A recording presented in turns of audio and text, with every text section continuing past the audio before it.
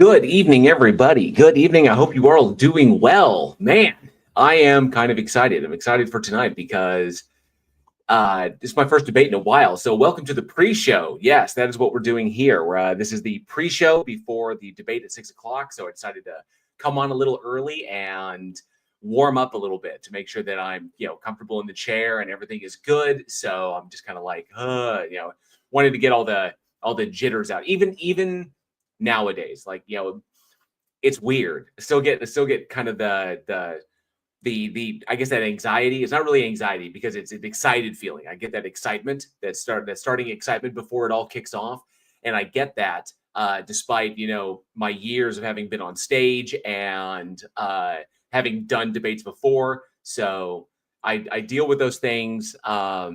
It's weird, but yeah, I wanted to do this to kind of get the energy out, get myself in a good headspace. And this is the first time I've had an opportunity. I'm going to be debating on Discord, the politics Discord. So if you'd like to join us there for like the Q&A and everything, the link is in the description of this live stream, and we hope to see you over there. So it should be an interesting time. But before we kick anything off, I want to say hi to the people in the live chat. Good to see you, Clive Wells, who says, "Does the Christian God exist?" No. Well, that was easy. Dun, dun, dun. So good to see you, Clive. Allyman, good to see you as well. Fred Harvey, good to see you. Second best Bob, good, excellent to see you as well. So many amazing members of the Godless Army in the chat. Thank you so much all for that support. Your support as a channel member helps me to do this and do fun things like this and bring this content to you. So I hope you guys are digging it. Let me see who else we got here. Let me see. Turtle Moves is here. Good to see you. Thanks so much for hanging out with us tonight. See, Clive Wilson. Oh, that was easy, says man. And for an encore goes on to prove that black is white and gets himself killed on the next zebra crossing. This is true. Let me see who else. Shinju is here. Good to see you, Shin. Raven Darkstar as well says, and Bassett said, "Let the fun begin." Yes. Yes, it's going to be. I don't know. See, this is interesting, and I'm going to dive into kind of the details here momentarily. I'm going to dive into them shortly. Let's see. Who else do we have in the chat? Who else do I see? I see. I got to scroll. There's Rasheen. Good to see you, Rasheen. And I Killed Earl. Good to see you as well. Thanks so much for being here tonight, as well as Charlie Welch. Welchy, the only man on the internet you never make a bet with. Good to see you, Welchy. Says yo, JL. Yo to you, Sue. Mighty Sarlacc. Good to see you. Captain Butt. Always a pleasure. I think it came out way weirder than I intended. Christian G, good to see you. But what do you mean by Christian? What do you mean by God? What do you mean by exist? I hopefully will. I want to avoid any Jordan Petersonisms. I kind of want to avoid that. So I think in my intro I will have addressed that. And to give a kind of a heads up, there's a lot in my intro. There's like a lot of information there because I want to try and shore it up and establish a solid foundation. And in an intro, it's really important to do that so that if you address it there, you can always go back to the intro and be like, hey, we established this already, and then moving forward. So that people know my position in its entirety. But there's a lot of info, so I got to be quick because I only have 5 minutes. Darren Delaney, good to see you. Thanks so much for being here as well as Below Average Gamers. Sup. Good to see you, bud. Breakfast Taco says, "What's up, JL? What's up, dude? I'm in the Discord with you right now. I know I've got my headphones turned off, but yeah, just warming up, getting the yah-yahs out. Just kind of like getting myself in the right headspace. Getting that extra energy out." Leah Filius asks, "Is Iconoclast somebody worth talking to?" I will leave that up to you, good sir. That will be your subjective determination. I don't want to anchor you to any particular position, so I will simply let the debate speak for itself. I'm being as charitable as I can there. So, Sean Martin, good to see you. Says, "Greetings all, a new arrival here." Good to see you, Sean. Thanks so much for hanging out in the live. I know I don't do these as often as I used to. Just schedules being what they are, and just me churning out content, make sure I have regular scheduled content every week. The reason, and I'm doing this now, which is good that we have this on Friday, because I was recording my last video, and when I imported it all into Premiere to edit, I got it all recorded, and it sounded okay to me, but then I got it into Premiere, and my audio was all fucked up. So I think what happened was because I experimented with my microphone, and I changed the settings on it thinking that it would be better, and it wasn't. So it completely screwed my audio, and I'm not pleased about that. So I have to re-record the entire video. Fortunately, now that I've gone through it once, it'll be a lot easier the second time around. So there you go. So, but that will be coming out next week. Let's see. Martin Elton, good to see you. Thanks so much for being here. Rachel, good to see you. Hey, hey. Saxy Calzones is what up, jail. Good to see you, Saxy. NANA hanging out. Good to see you, NANA. Long-time supporter of the channel. I do appreciate it, bud. Good to see you. Below Average Games has been balls deep and avowed. It's so damn fun. Incel's hating on it because there's a trans woman in the developer team. The combat feels amazing, going full mage, grimoire, and wand all day. I'm familiar with Avowed. It is put out by Activision Blizzard. I won't be playing it myself because I'm a diehard WoW fan, and the new WoW expansion, the new content, the new season is about to begin with new content, new raid, and stuff like this. And I'm already like I'm damn near top on my server. So I won't be diving into it. I may play it at some point, but as far as like MMOs, WoW is pretty much my mistress. What can I say? But I hear good things, which is good because Blizzard needs more good content. That and any time that Rumble is not taking up my attention. John, good to see you. Thanks so much for being here. Yep, avoid Jordan Peterson at all costs, like the plague. Fut to Puck is good to hear. Good to see you. Good evening. Fut to Puck is here. And Angel Gamer as well says, oh, yep, hello, fellow gamer person. Absolutely. Angel Gamer, good to see you. Yes, Breakfast Taco says, everyone join Politics Discord. Yes. Yeah, we're always shilling for the Politics Discord. It's what we do. John Lovell, good to see you. Thanks so much for hanging out. And Ben Swartz as well. Good to see you. May Dracula's fangs give you power. Oh, appreciate that. Gosh, if Heckfire is in the house. It's Misha Kid. Good to see you, Gosh. Appreciate it. Pinworm says, can't stop by and not say hello, JL. Hello, Chad. Good to see you, Pinworm. Bunch of familiar faces here. Good to see you all. And wrote it in LS name. Gabba Gabba to you. Thanks so much for being here, bud. I do appreciate it. Make sure I didn't miss anybody. I don't think I did. But if I did, I apologize. Typically, I'm pretty good at catching everybody before the chat gets too big. And if Second Best Bob, good to see you as well. And if you haven't had a chance or if you're just listening, thank you so much for being here. I do appreciate it. Yes, I did have a Demon Tech moment on my last one. For some reason, it was just my audio was, I had my setup as normal, but I decided that's what happens when you start to try and make things better. Now, I did learn some interesting things about equalization and trying to fix what I did, but I could not get it to where I like it. It was not my standard. So I'm gonna go back to my original settings. I'm gonna re-record and I'm gonna use what I learned trying to fix it in order to improve my audio in my usual settings. So I learned a bunch in the process, and hopefully it'll just overall make my audio sound much fuller, much thicker, and lose that little bit of tinniness that you often hear in my videos, which I really don't like. But I'm constrained by the space that I'm working in. So we'll figure it out. I promise you. But new video coming out soon. This one is going to be about atheist morality, from Calvin Smith over at AIG, which is going to be really, really entertaining. Yes, must have been a ghost in the machine. All that alternative energy. Thank you, Clive. So the one big thing that I wanted to do before we get started, because I'm over in the Discord right now. We're going to kick this off at 6 o'clock. First thing I want to say, any super chats, any super thanks, any milestone chats, those all get automatically starred by StreamYard. So those are going to go over in the side so that I can address them. If they come in during the debate, I will address them after the debate because I don't want to disturb. Obviously, I don't want to disturb the flow of the debate. And because Taco's got this whole thing set up. He's moderating, and Politics is very gracious for having us over there. So I don't want to disturb anything or upset the flow. So anything that comes in during the debate, I will address after the debate. Kind of in the close. However we're doing that. There will be a Q&A. There will be questions from the audience section. So if you are interested in asking questions, you can pop over to the Politics Discord. Taco will explain how to submit your questions for us to answer. If you have a question for Iconoclast or a question for me or for both of us, he just explained, I'll have a Q&A portion on my live stream too. So if anyone has questions, it won't cost anything to ask a question, or they can go on Politics Discord and raise their hand. Just be sure to tag us so that we're aware of it, so that Taco's aware of it and he can grab it. Okay, that's pretty much it. Thank you, Second Best Bob, for gifting 5 memberships to the Godless Army. I do appreciate the support, Bob. Welcome all you new members. Enjoy all the custom emojis that I have made for you, and the channel badge, which is the expanding mind meme. So the longer you're with me, the more your mind expands.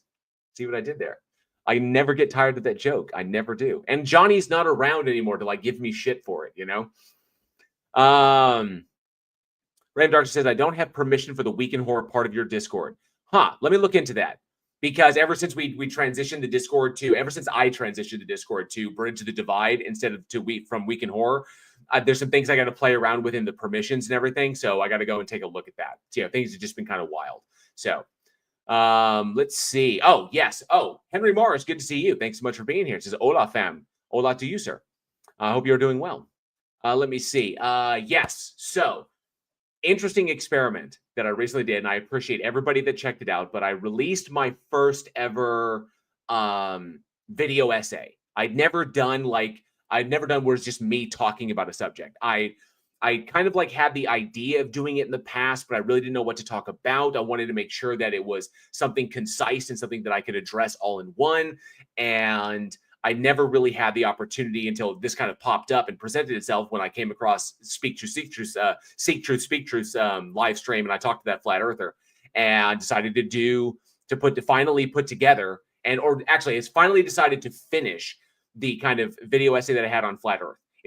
I don't do flat earth content. I don't cover it. It's silly. So I appreciate everybody checking that out. Even though the even though the algorithm didn't like that video, and it's arguably the worst performing video on my channel, because I think it's still currently sitting at like a 10 of 10. In the ranking of dropping content. It's either because I dropped it on Tuesday or because it's flat earth. I had thought about dropping it on Friday, but at my usual time, Friday at 7:00. But we had the debate scheduled, and I typically to be an hour, but I didn't know if it was going to run over, and I didn't want to drop something that was going to affect Taco's stream, so I decided to drop it on Tuesday at 7:00, and the algorithm didn't really pick it up, and it didn't run. But the interactions, your guys' comments and interactions on that have been amazing. So it's weird seeing like the ranking of it low, but all of the interactions really, really high, which is good, which means people are talking about it. So I appreciate that. All that, trying something new is always kind of dicey. You never know how it's going to play out. And if it pops at some point or gets some decent traction, I may do something similar to that again. I think there's a lot that could be covered by what I talked about in that, like anti-vax, sovereign citizen, stuff like that. It's the sovereign citizen thing, and like I predicted years ago when I was talking to Chile, and I talked to Chile about this when I met him here in Oklahoma. Is I mentioned that with their continued efforts from outside the system, trying to attack the system from the outside instead of trying to change from the inside, that invariably the system will react by eliminating or curtailing your ability to attack the system from the outside by passing, laws and different, regulations, different ordinances that will limit or even eliminate your ability to do what you do. We saw this recently in Florida with their 25-foot rule. You get within 25 feet, you can be officially charged with obstruction, and you can be arrested for that if you push it. So we see it happening already. That was an easy prediction. I'm pretty sure everybody predicted that years ago when we saw this happening. So it's going to happen more and more. But you can pretty much fit all that stuff there. It's like tinfoil stuff. All the weird fringe beliefs and nonsense.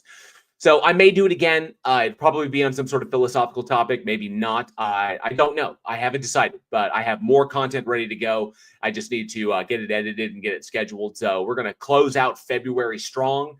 As a matter of fact, this is the 21st. So yeah, so my next video will be out on the last day of February. So that'll pretty much be it, which means I probably need to change the call to action for March, maybe. I don't know. We'll see.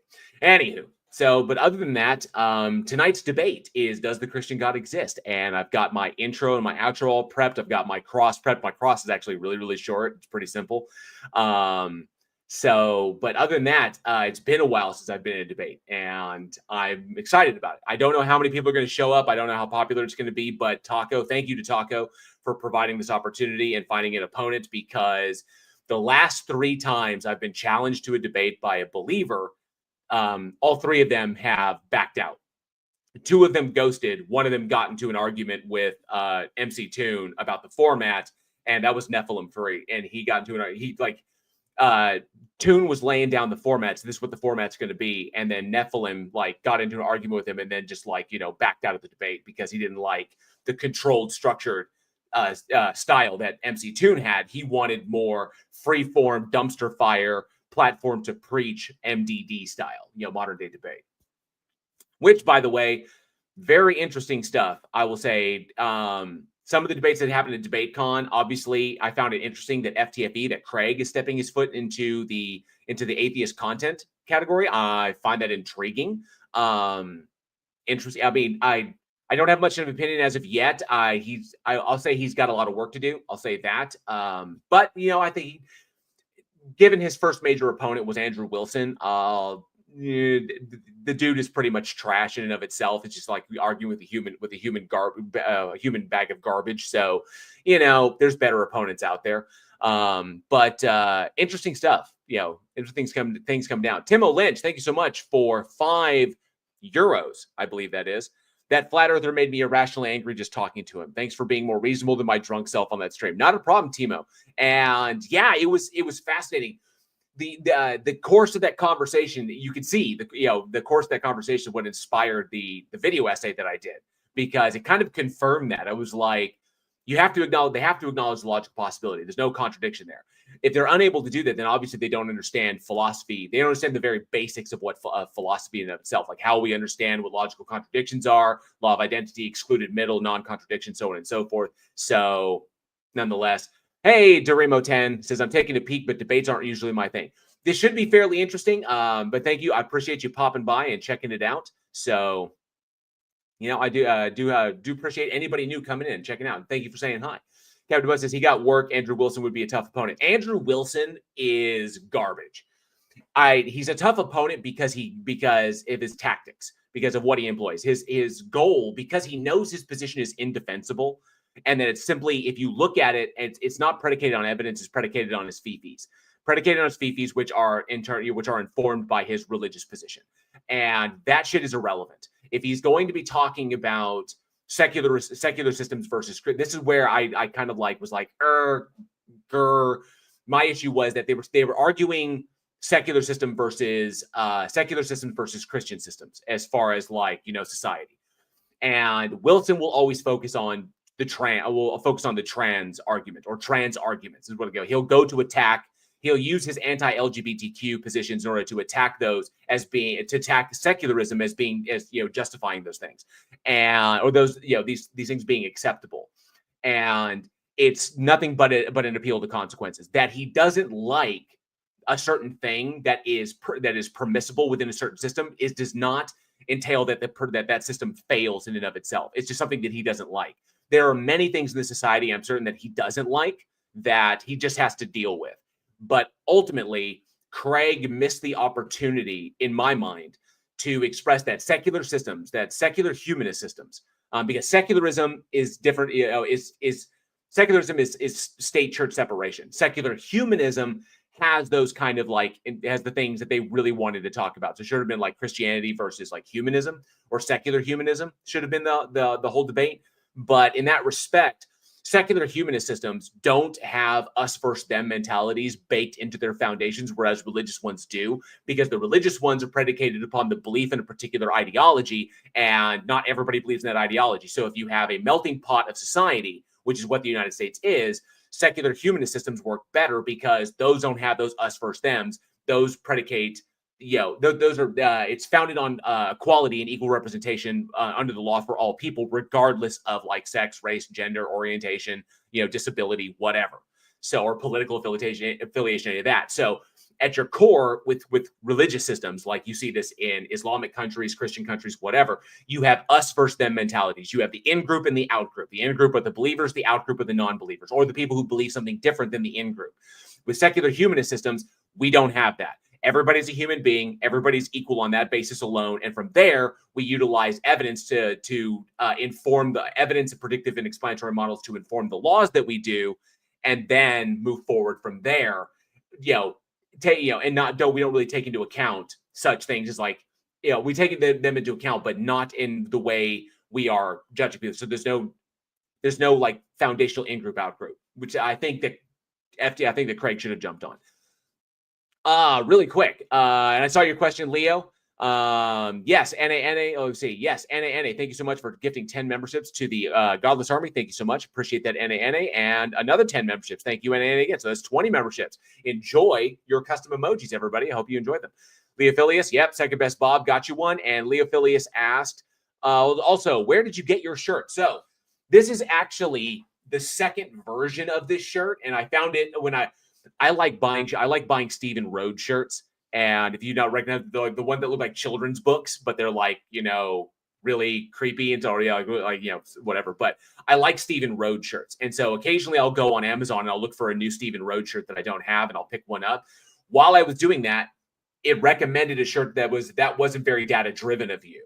And I was like, but it was a different one. And I was like, that shirt looks amazing. So I got it. And when they shipped it to me, I size up like that, the shirt was cut weird. And it made me look like I had like 80 shoulders. It was just the cut on the shirt was awful as far as like the way my body is built, like shoulders wider like this. But I had like 80 shoulders and it like bunched up. It was just terrible. So it was like crap. So I'm going to get another one. So I got a second one, and this one fits amazingly, which is weird because they're both Gildan shirts. They're both the exact same company, exact same size. They just cut this one correctly. I have no idea, but I found it on Amazon. There's many different variations of it with the bar. There's the bar graph. There's different styles you can find it, but yeah, it's like $15 on Amazon. So that's where I pretty much find all my shirts at random. All right, got 6 minutes until the debate. Let me see. Make sure. Pragmatic Crystal, good to see you. Thanks so much for being here. Appreciate it. Lindu at Speed, good to see you. Virillion, good to see you as well. Thanks so much for hanging out with us tonight.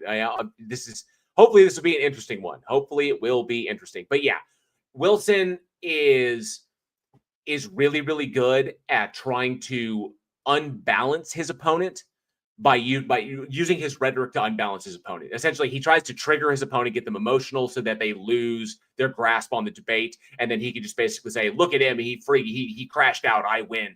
But as long as you keep your cool, and recognize and just point out that's not relevant to the topic at hand.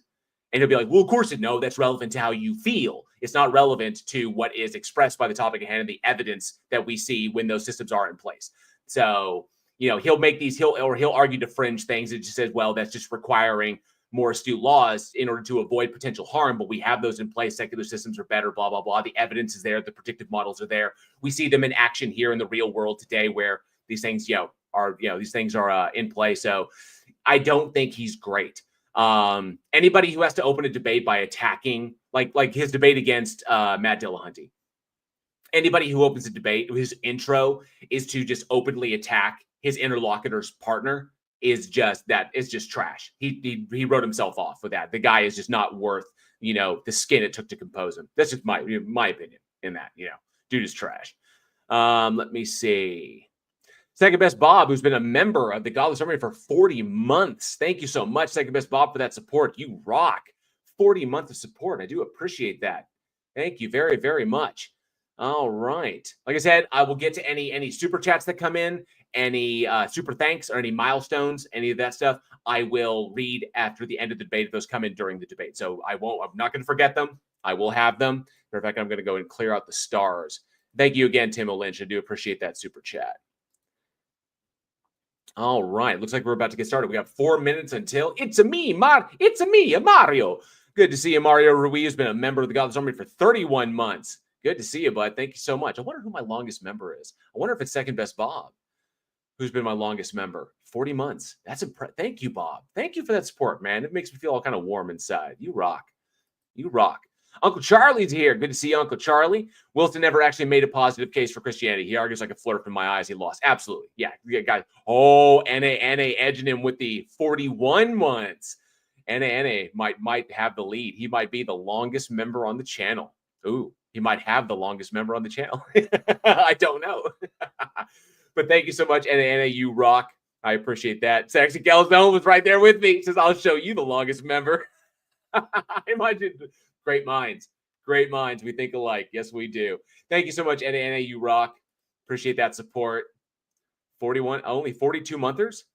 So I don't know. There might be somebody here longer. I don't know if I know that Commander Darklight was an early member, but I don't know if he's still a member. I have to go back into the studio and look to see if he's still a member, to see who might be the longest member. Who might have? I don't know who has the longest member. That's up for debate as well. That could be a debate in and of itself. But Brave Dark says behave yourself. I'll be, if my government won't behave itself, I'm not going to behave myself either. They're threatening to come after people that they deem enemies. And Kash Patel specifically said coming after the media. I mean, I'm not mainstream media, but I am a part of the media. What I do, the stuff I do, the atheist stuff it's weird. So to think that potentially YouTubers like me, they could try and come after us, given that YouTube is owned by Google. Google has its own tendrils in various shit. So I don't know.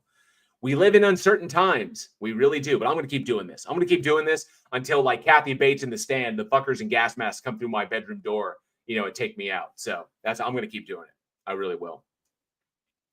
Westside Girl Reacts says, damn, I haven't seen you in a while. Looking good. Thank you so much. I appreciate that. Thank you. You rock.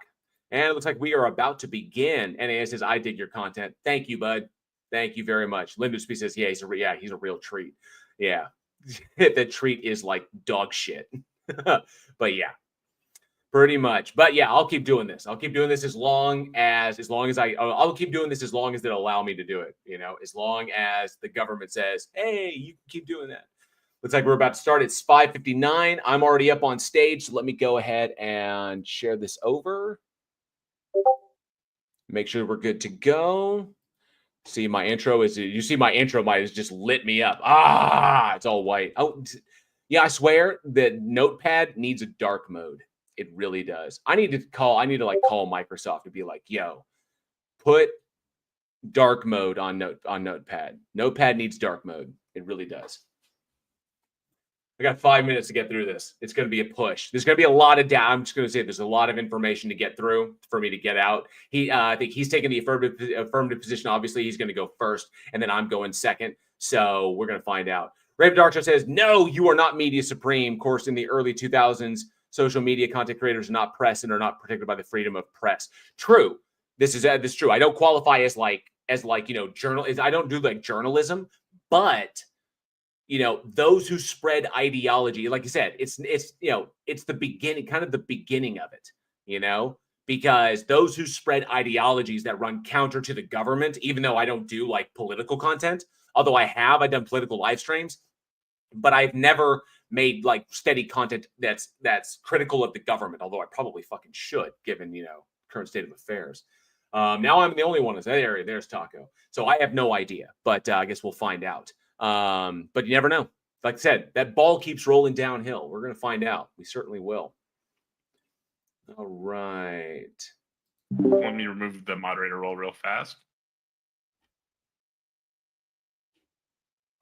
Let me see here something real quick.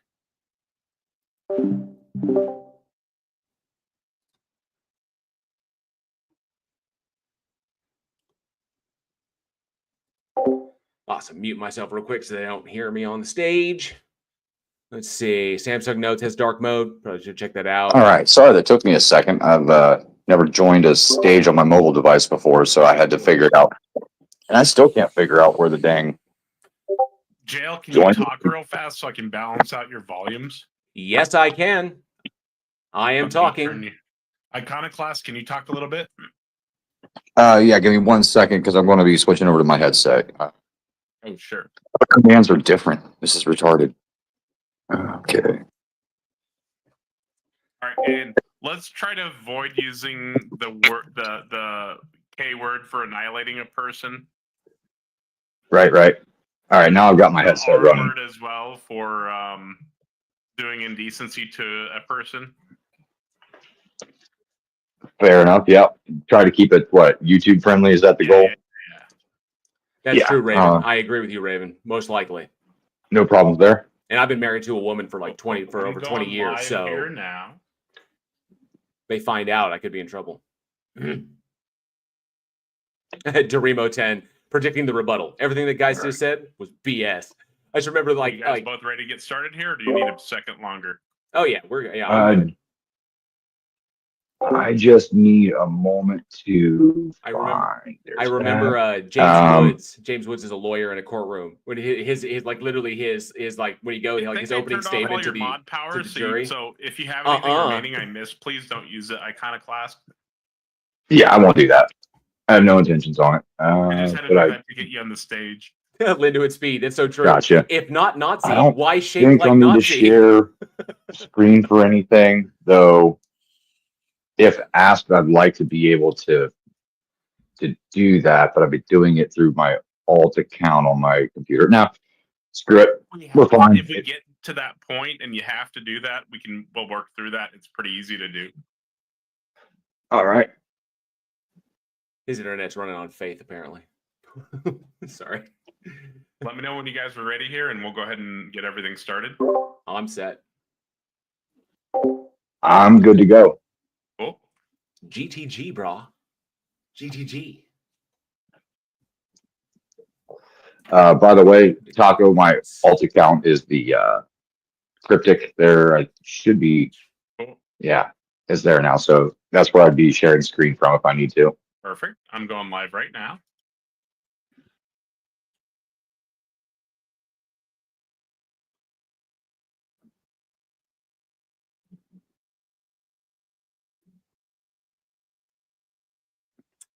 So I'm just doing the announcements real fast. I'm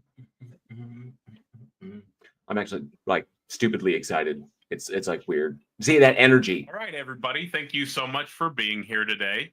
We have two great debate competitors, JL Warren and Iconoclast. Today, we're going to be doing a structured debate over the question, does the Christian God exist? With this, Iconoclast is going to be taking the affirmative, and JL Warren is going to be taking the negative. We're going to start out with the format. And I've gone over this with both JL and Iconoclast, but just so the audience knows, there's going to be an affirmative introduction, which will be Iconoclast, so that'll take about 5 minutes. And then there's going to be a negative introduction, which is JL Warren. That'll be 5 minutes as well. And then we'll do a cross-examination on both sides. So the affirmative will start first with that. That's 30 minutes. You're in control of your time there. Basically, with that, it's your time to do whatever you want with, right? You're asking JL questions, that type of thing, right? Just try to be polite there. The negative cross-examination will be 30 minutes after that. That's JL Warren. That's time you're in charge of, and I'll go into more detail on that here in a second. Then we'll have audience questions after the cross-examination, which should take about 20 to 30 minutes. If we get a lot of good questions and you guys want to take some more, we can always increase that. Or if there's not many questions, which I think there will actually be a lot of, but if there's not many questions, we can go for like 20 minutes, right? But if you guys are cool with it, don't be afraid to take some more questions. Then there's going to be the affirmative closing, which will be, once again, Iconoclast. That'll be 5 minutes. And then JL will close out the event with his closing, which will be 5 minutes. After that, if people want to stay around and chat, we can have pull up some people on the stage and we can talk about how the event went. Totally up to the audience, though. That's not mandatory. Now, with this, I'd like the two of you to be respectful to each other. I know you're both very respectful, so that shouldn't be an issue. Do your best to stay on the main topic. The goal here for JL is to provide good reasons to believe the Christian God does not exist. And the goal of Iconoclast is to provide good reasons to believe the Christian God does exist, right? You guys are both taking a different side of that question. There's going to be no over talking during the introductions and closing statements at all. The person that's doing the introduction or closing is in full control over that time, and they should be the only one talking. After that, during the cross-examination, either debater can take back their time if they feel like it's going off into the weeds or whatever the case may be. If the person who has time on the cross-examination asks a question, please try to address that question directly and answer the question. You're also welcome to have a little bit of a back and forth there. That's your time, right? You're in full control over that. The person whose turn it is on the cross-examination is the one asking the questions, though. So try not to ask a bunch of questions during their time, right? You might have a clarification question. Hey, could you please clarify that for me or something like that, right? But try not to go and just start asking a bunch of questions during their cross-examination time, because that's what yours is for. Keep the over-talking to a minimum. Try not to constantly over-talk each other, right?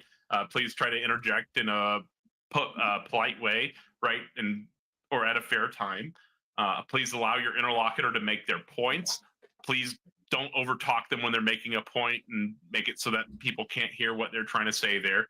If you do have to interject in the crosstalks, I'd recommend asking, hey, may I interrupt? Or do you mind if I jump in? Or may I provide input here if you feel like what you said is being miscategorized or strawmanned or something like that, right? If interruptions or over-talking or constant, moderation abilities may be utilized to protect either the affirmative or the negative's time. I'm going to do everything I can to be a good moderator and be unbiased here.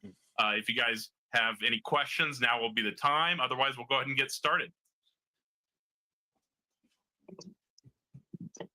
No questions here. Good to see you, JL. Thanks for having me on Taco. Should be a good time.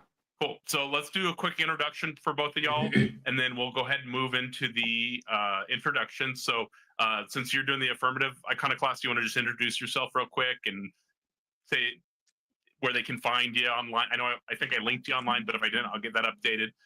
But you want to just tell a little bit about you and your platform?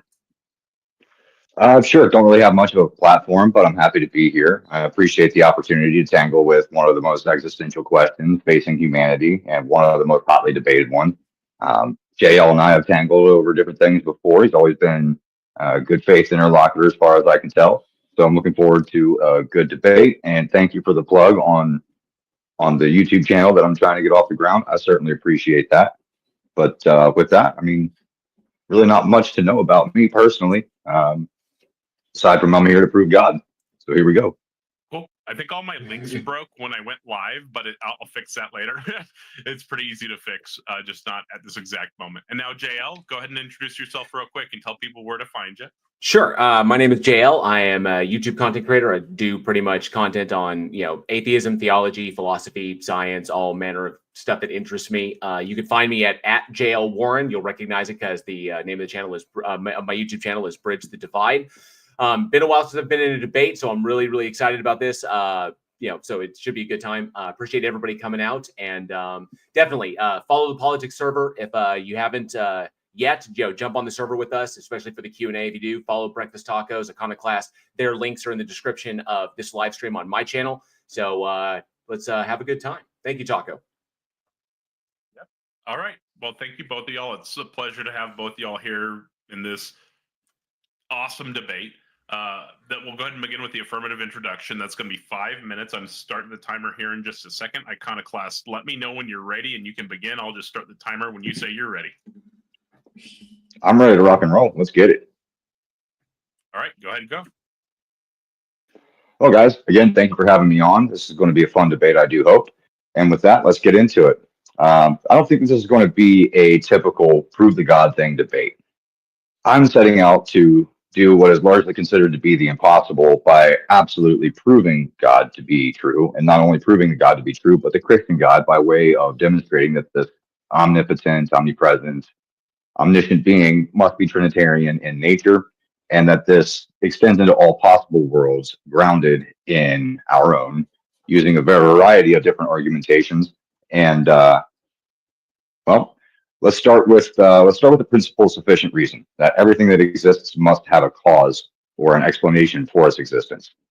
Then we're going to move into some teleological claims as to the fine-tuning of the universe. But this isn't going to be the typical your daddy's fine-tuning argument, I would say. And then we're going to conclude with the logical impossibility of what I've dubbed a mindless causal agent. And I understand that, this might get some hairs up, but when I say causal agent, this is almost an act of charity on my part, granting the causality and the agency to whatever mindless instantiating force might have given rise to the universe and any alternative possible explanation. So this is not an argument from probability or faith, but of formal proof. My claim is that denying the conclusion requires denying either logic itself or the reality we observe. So to do that, I'm going to present a formal structure. Our universe operates according to precise mathematical laws. This is an empirical fact. These laws require exact relationships between the constants, and I can demonstrate this by way of introducing what's called bijective functionality or a bijective function. Then we're going to move on to disprove the mindless causal agent by a process that we're going to disprove the existence of a mindless causal agent as a process that cannot generate precise mathematical relationships, which is a logical necessity. And then I think that by way of eliminative deduction, we will arrive at the place that a mind is necessary to explain these relationships. And this mind must have specific attributes that match Christian theism. So, by the end of this, it is my goal to prove that any attempt to refute this proof must either deny the observable reality that we live within and that all empiricism depends upon, accept logical contradictions, or demonstrate how a mindless process can generate precise mathematical relationships.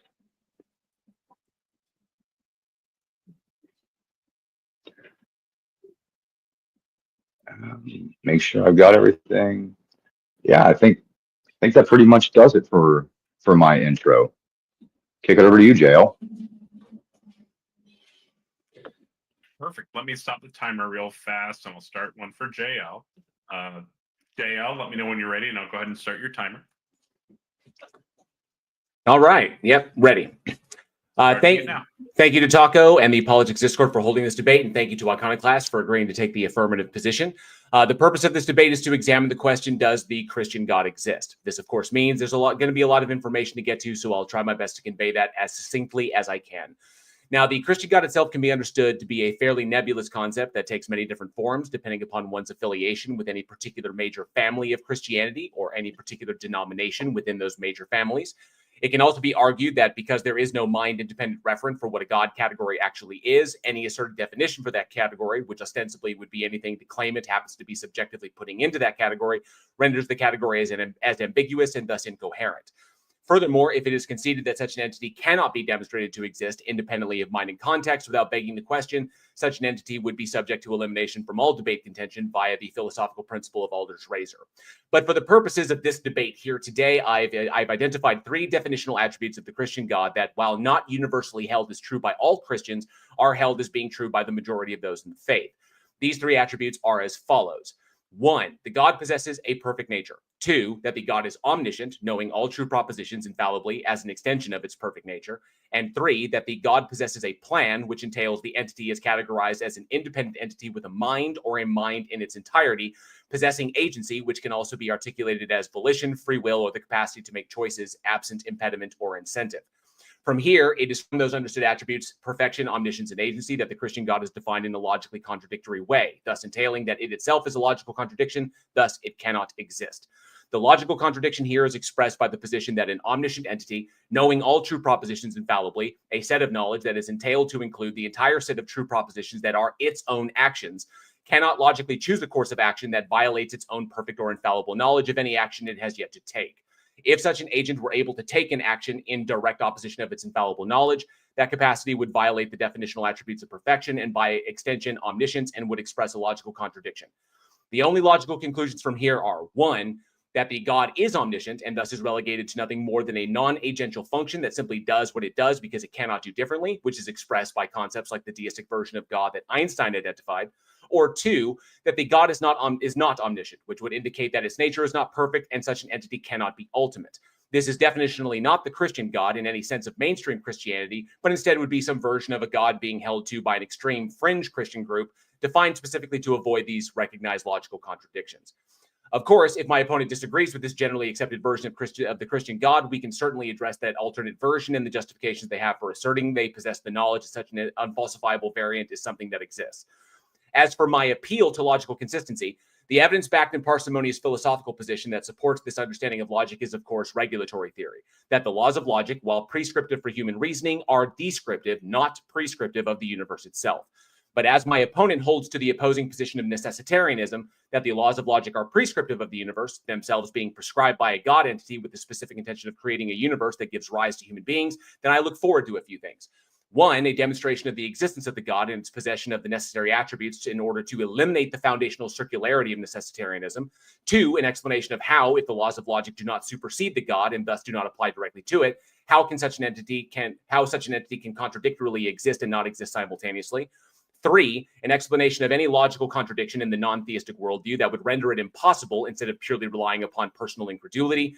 And 4, a predictive model that utilizes the data of the hypothesized God and its attributes to make more accurate predictions about reality than the evidence-backed models we currently employ. Now, stepping beyond this initial examination of logical entailments, the argument of this God's existence will invariably boil down to one's justification for making claims about external reality. examining if the positive claimant is only relying upon belief without rational justification, or faith, which itself is not a tool for epistemology, or in fact possesses the rational justification for asserting that their personal phenomenological experience, being that which they are convinced of as being true, can be demonstrated to be true, independent of mind and context, without begging the question, which, if necessary, I will address in cross-examination. Thank you again to Taco, the Politics Discord, my interlocutor, and the audience for this opportunity. Awesome. Thank you both of y'all for y'all's introductions. I did forget to mention, I think, that you'll be able to raise your hand here shortly. So if you're not on the server, make sure you hop on. You'll be able to raise your hand here shortly, ask a question. Also on my stream, which I linked in the debate chat, and you can talk in the debate chat if you need a text chat. But on my stream, I have a question and answer section. It doesn't cost you anything to submit a question. It just keeps it super organized for me. It's really easy to manage there. Now, we'll go ahead and begin with the affirmative cross-examination. That's going to be 30 minutes. And so, Iconoclast, that's going to be the time that you're in control of. Let me know when you're ready, and I'll go ahead and start the timer.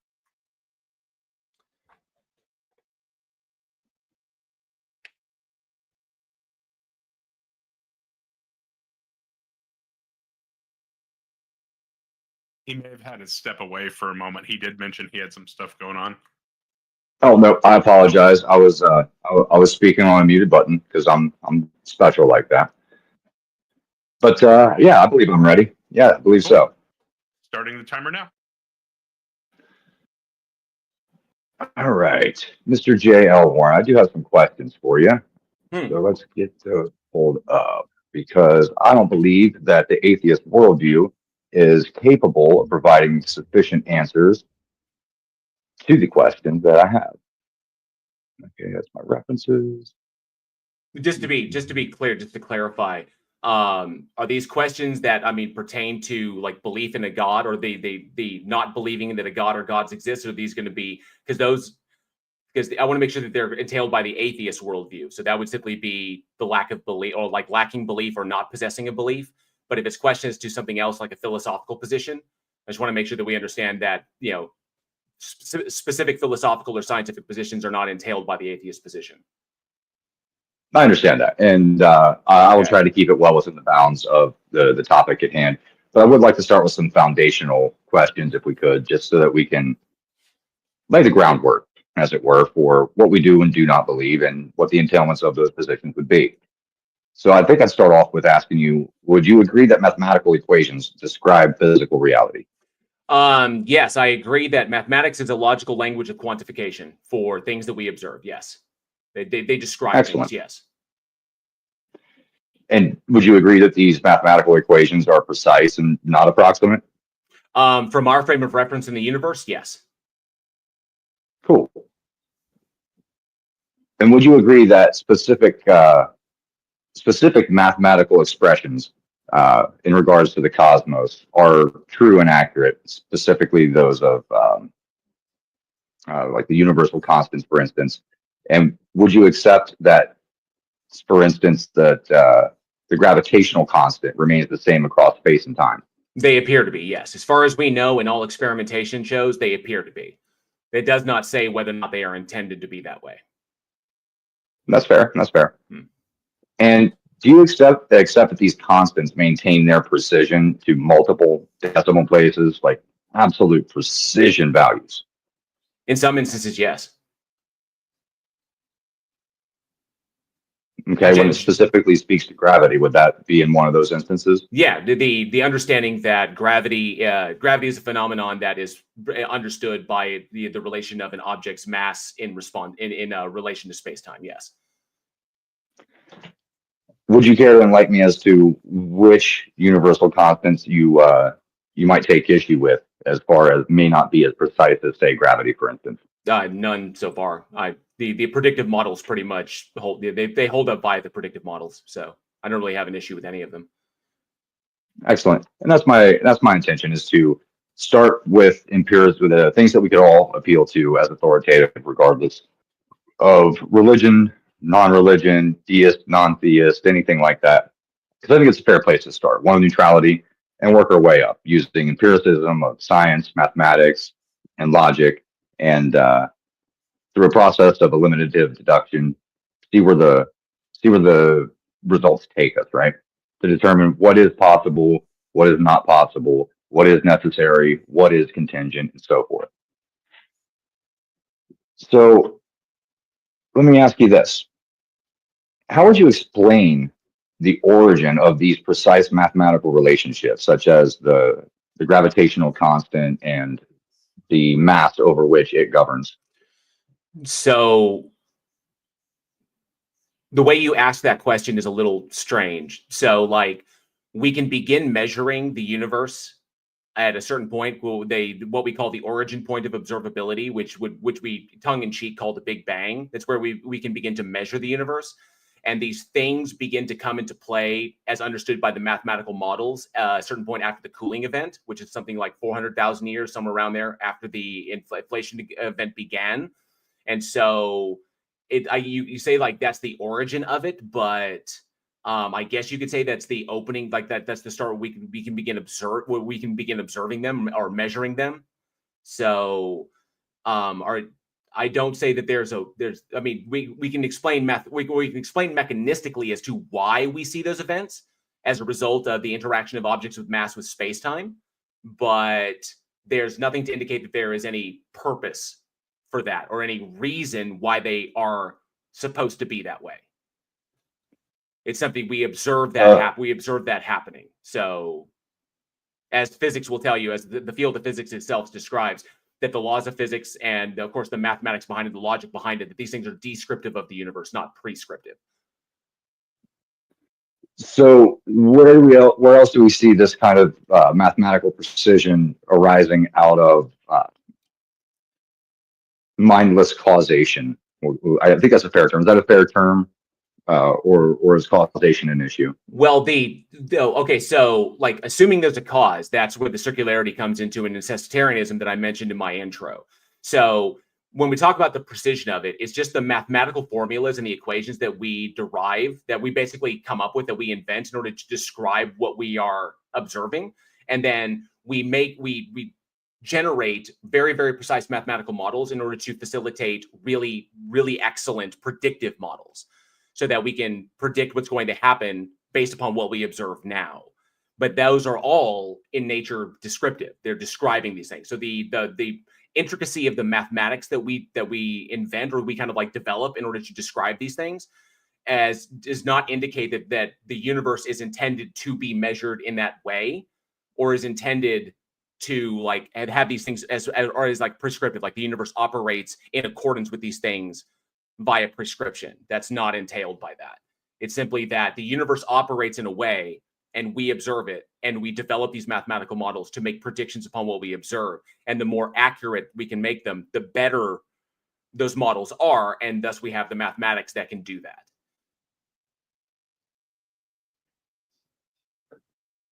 Okay.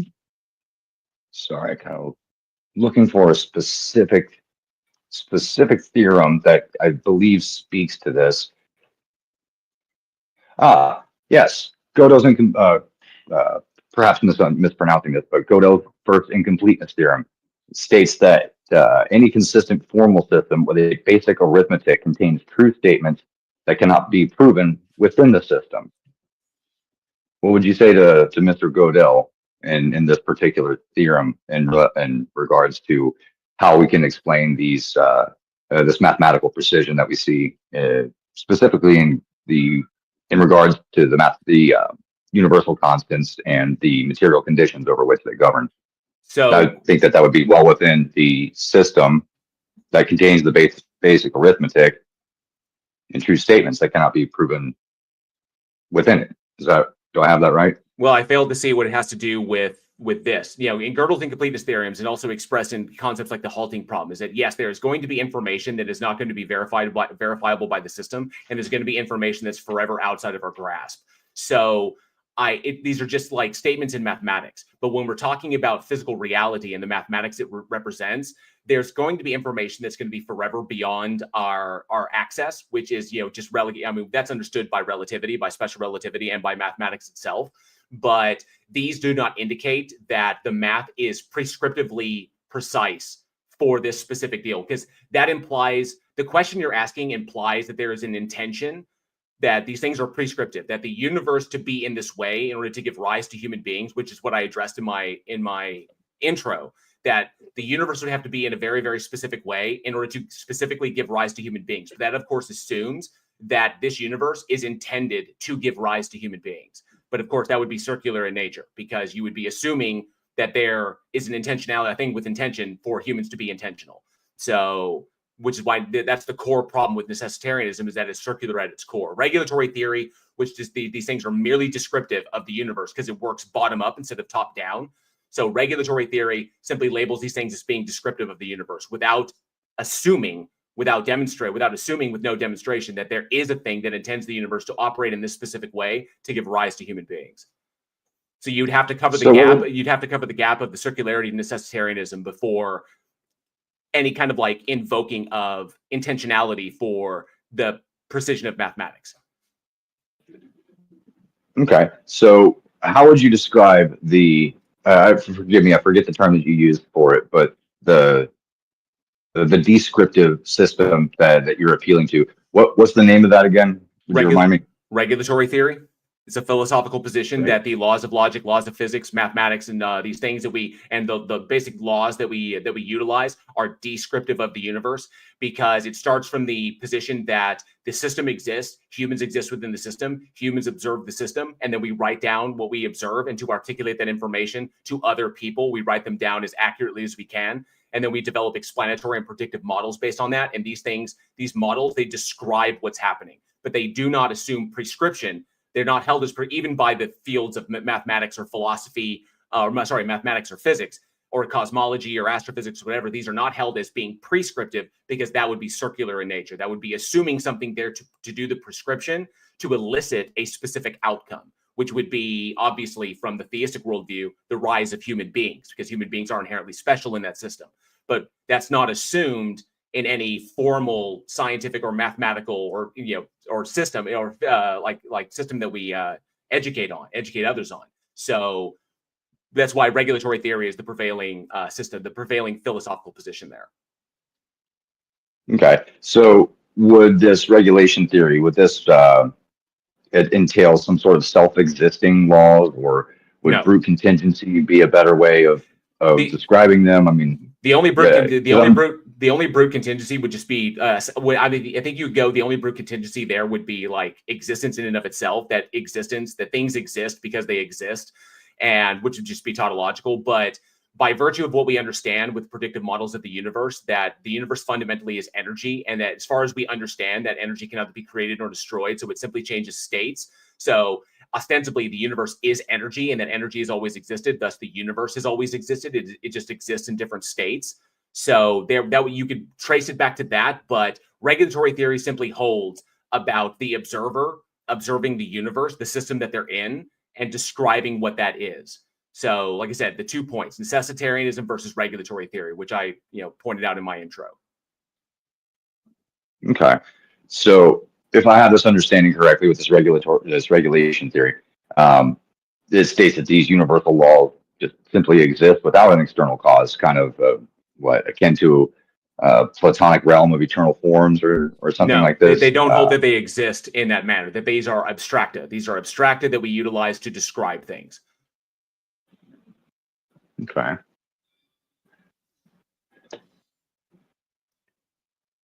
Just like mathematics is an abstracta, these are all abstracts. These are like all languages are abstract. They're abstractions that we utilize to convey information from one party to another through communication. Mathematics does just that.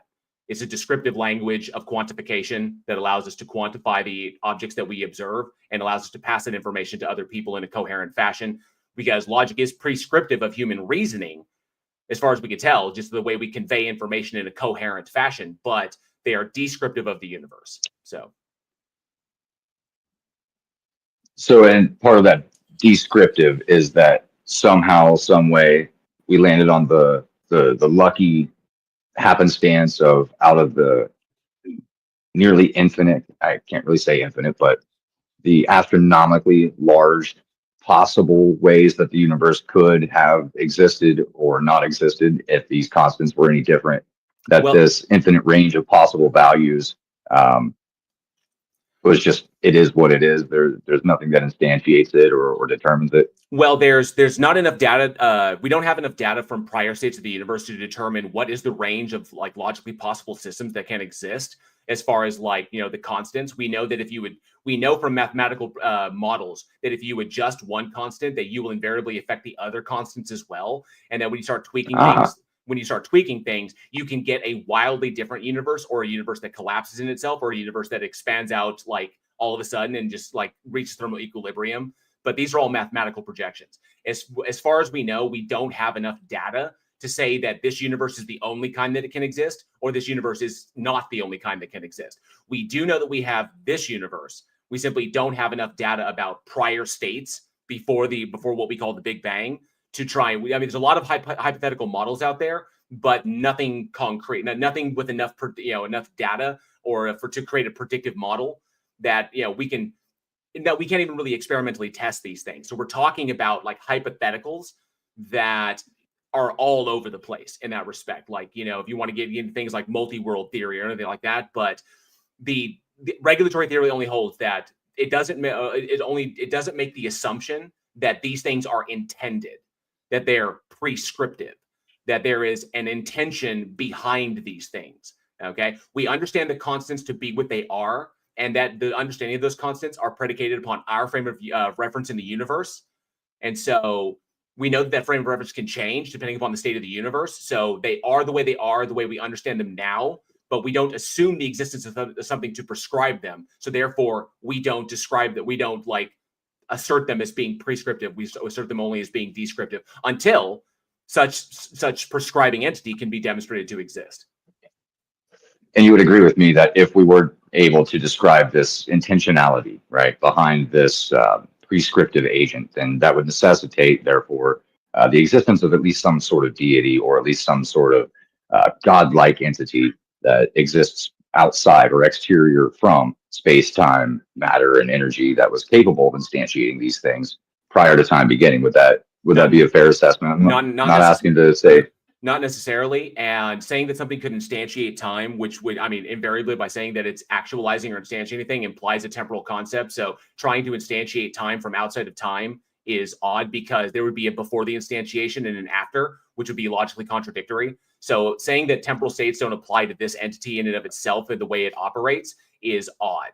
It seems very logically contradictory. I mean, you can't even have the temporal differences between mental states. From our frame of reference, though, right? That's just from our frame of reference. Well, because all we understand is the temporal state of within the time, the constraints of time. Well, we would have to be able to describe it. So from a mathematical perspective, time exists as a line from our frame of reference. So there's the what we understand to be the past, present, future, B theory of time, and that we are moving in one direction. And so the arrow of time. But for an entity like God, time either exists as a line or it exists as a point. So it's either presentism for the God, or the God is also subject to B theory as well, B or C theory, however that may be. But if you're describing it as being outside space-time, well, then that means that it occupies no point for no time, which is odd, because if itself is a mind, and minds are non-quiescent by definition, then there are temporal states.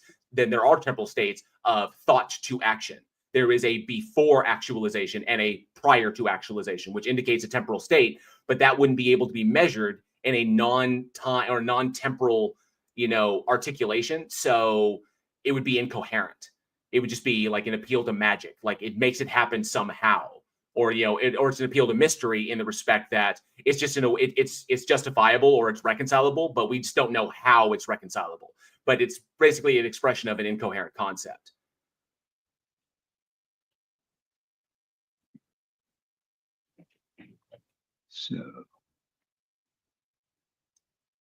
So the claim is, through regulation theory, that somehow, some way, the universe just is, absent any further needed explanation.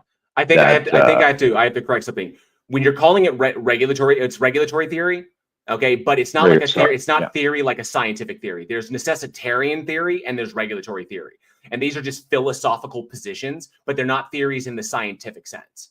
Just to make sure that I'm just to make sure like the audience understands that comes across. It's not like an evidence-backed predictive model that says that. No, it's a philosophical position that informs us going. Actually, technically, it's a philosophical position that you fall on by virtue of the evidence and the predictive models, and to make sure you're holding the most parsimonious position, not multiplying your entities unnecessarily, and not begging the question at the core.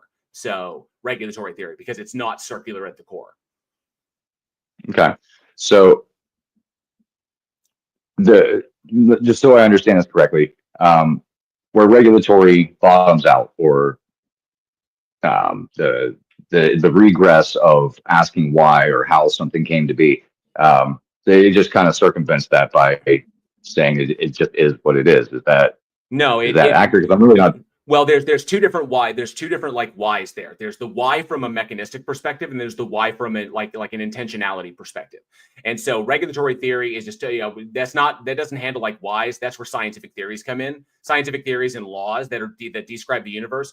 The laws say what is. The laws tell us what is, and the theories tell us why. So that would be the mechanistic explanations behind why we see things the way they are when we're explaining various phenomena. But like they're not like, I don't want to get into the intentionality yet. That's not my there's no evidence of intentionality there. You'd have to assume that something is intended to exist. And so you have to justify that intentionality, which is, regulatory theory doesn't do that. Necessitarianism does. Let's do that then. Let's get into seeing if we can find our way to some kind of intentionality. I'd like to start off by just claiming some pretty basic fine-tuning argument values and probabilities.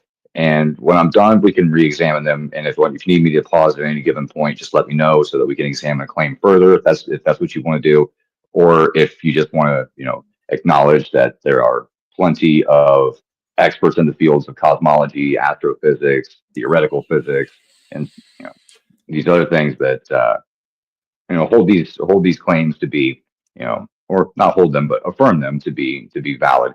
So I'll just start off with this, that the universe operates under mathematically constrained physical constants that must exist in any physical universe comprising of space, time, matter, or energy.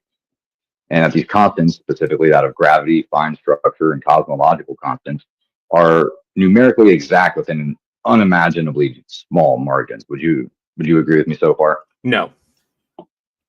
Okay. What part of it do you take issue with? So the mathematics in and of itself, I mean, if we're talking about like the universe in and of itself and like the nature of the universe, so the mathematics that we use to describe certain things can be very, very precise. But when we're talking about ultimately we're talking about fine tuning. And fine tuning cannot overcome the observer bias problem, is what it is that when you're perceiving the universe from a specific frame of reference and then assuming that the universe is intended to be viewed and intended to be measured or observed from that specific frame of reference, these are like assumptions that you can't get past because they're going to be circular. You're going to be begging the question of the thing that has the intention to do this particular thing. So given that we don't have the mathematical functions to derive anything about probability, given that we have a sample size of one, we have one universe to interact with. Deriving these probabilities is by all my understanding is, I'm not a mathematician, but it's been explained to me that this is impossible.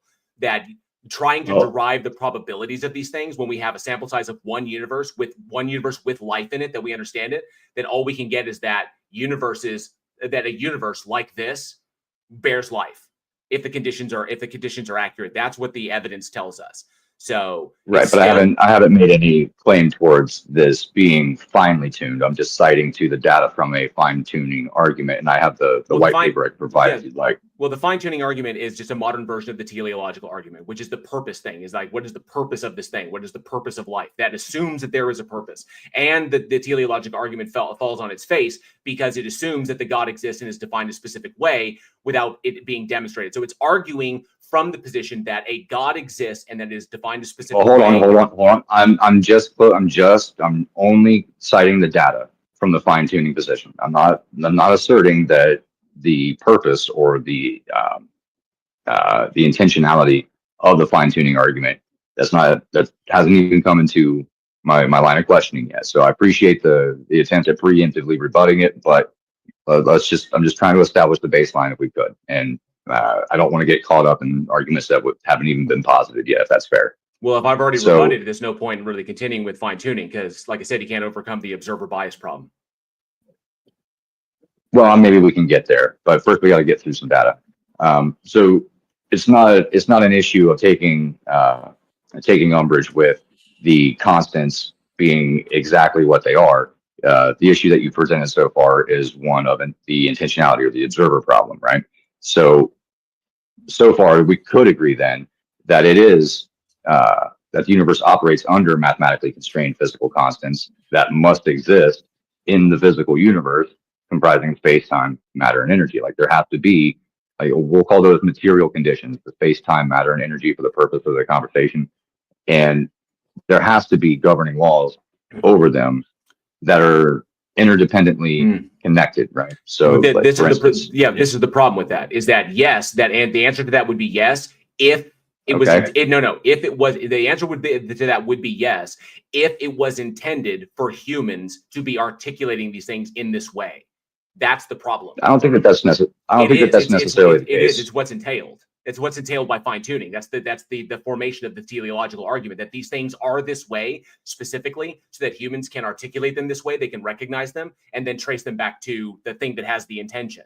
That's the circular nature of the argument in and of itself. So no, we don't. We don't make those assumptions. We don't make those assumptions. Jail. This is my time, and you keep arguing with something that I haven't even put forward yet. All I'm doing is looking at data. For instance, the values associated with these constants. Remaining. You're articulating it in a way that is not representative of the field. Iconoclast requested to take his time back over. Just let him go where he's going. There's 5 minutes left. Yeah, that's cool. Okay, so far it's an intentionality dispute that we're arriving at, but the claims in the fine-tuning argument, the empirical claims, don't necessitate any kind of intentionality. They draw that as an inference into the conclusion. But building on the premises of the data specifically, I think that we can establish a pretty strong baseline, such that there is a interdependent relationship between, say, gravity and the mass over which it governs. So if the mass were different to gravity, the value of gravity's constant would be different, and the value of gravity's constant were to be different, then the mass would behave differently. But since we know that things are the way they are, we know that these things are such as the constants themselves being so precise to very unimaginably narrow margins, such that if gravity were to change in any given direction, whether it be stronger or weaker, to JL's point that you made a little bit ago, that would create all kinds of issues with the existence of the universe at all. So what I'd like to do is construct a hypothetical scenario in which I'd grant maximum charity to any kind of mindless causal agent, whether that's through contingency, naturalistic mechanisms, stochastic emergence, whatever you want to call it. So please don't get hung up on the mindless causal agent. This is an umbrella term used to describe any possible explanation that does not entail some kind of a mindful intelligence with intent that does this instantiating. So in that effort, I'm going to go ahead and grant this mindless causal agent one attempt per Planck time, per Planck second, since the initial inflation event, which calculated at 14.5 billion years, which is about 700,000 years overboard or high, according to most Big Bang cosmology models right now. So call it 14.5 billion. And that gives us a value of about 10 to the 61st power number of Planck seconds. And we're going to grant this mindless causal agent an instantiation attempt per Planck second since the Big Bang initial inflation event occurred. Now, the values of these constants, being what they are, is so precise that any deviation between these constants or the material conditions over which they govern is described, and this is the claim of the fine-tuning argument that experts like Penrose, Weinberg, who else? Belinkin, Guth, Krauss, and others would affirm, Sean Carroll, for instance, would affirm as being valid. The value of that, or the probability of that, or these constants and material conditions being what they are, exactly as they are, is 1 over 10 to the 122nd power, which, for a little bit of reference, the number of atoms estimated to be in the physical universe is 10 to the 80th power, give or take. So, if we grant this mindless causal agent the maximum number of instantiation attempts that is feasibly possible within our physical universe, that comes to 10 to the 61st, which is the number of Planck seconds available since the inflation event calculated at 14.5 billion years. Now, the problem with this is that the probability of any kind of mindless causal agent arriving at these specifically precise values is 10 to the negative 59th power, which leaves us well above the threshold. I think it's Borel's law that states that the statistical impossibility threshold is 10 to the negative 43rd power. 1 minute. So if that is the case, then it is a justifiable deduction to conclude that any kind of mindless causal agent that instantiated this universe with these precise, mathematically precise values would still fall below the threshold of what is statistically or otherwise described as physically impossible by Borel's law at 10 to the negative 43rd power.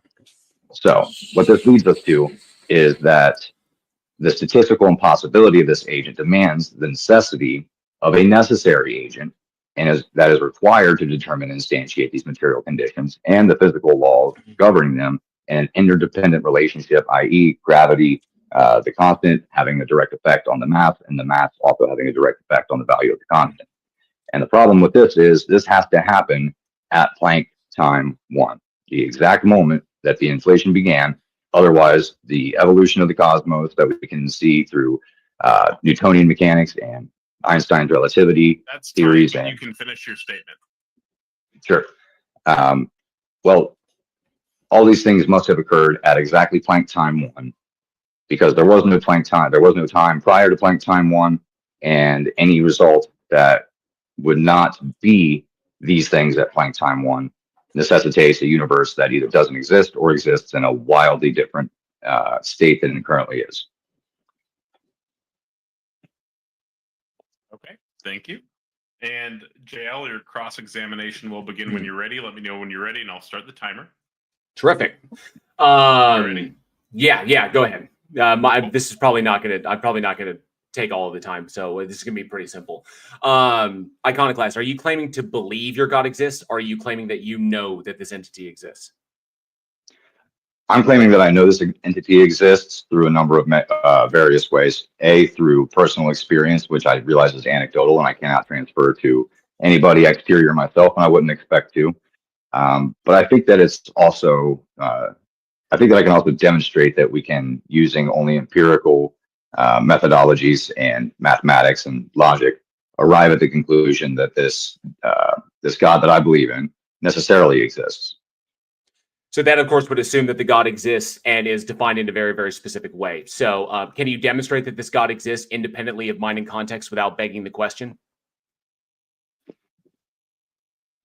Independent. Can you, I'm sorry, ask that question again, a little bit slower so I can fully understand it, so I can respond to it properly, if you would.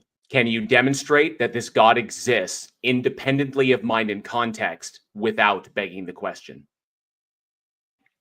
Independently of mind and context without begging the question. So what exactly does that entail? Does that entail the ability to describe what is and is not possible? Because I believe that would depend on context, being our physical universe and our reality within it.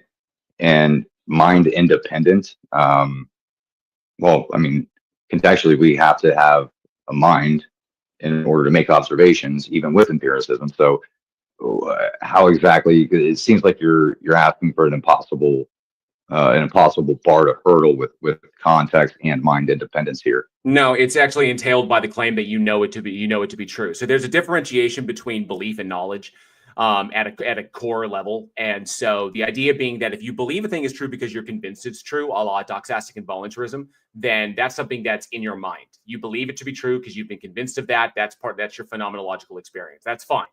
But the problem is when you are jumping the gap from your phenomenological to the noumena, essentially anything in external reality, So if you're claiming that you know it, that it exists and you know it to be true, you know that it exists, then the entailments of that are that it has the property of existence, which it would necessitate, which it needs in order to do any of the things that you think it's doing or you've been convinced it's doing. So it has to exist first.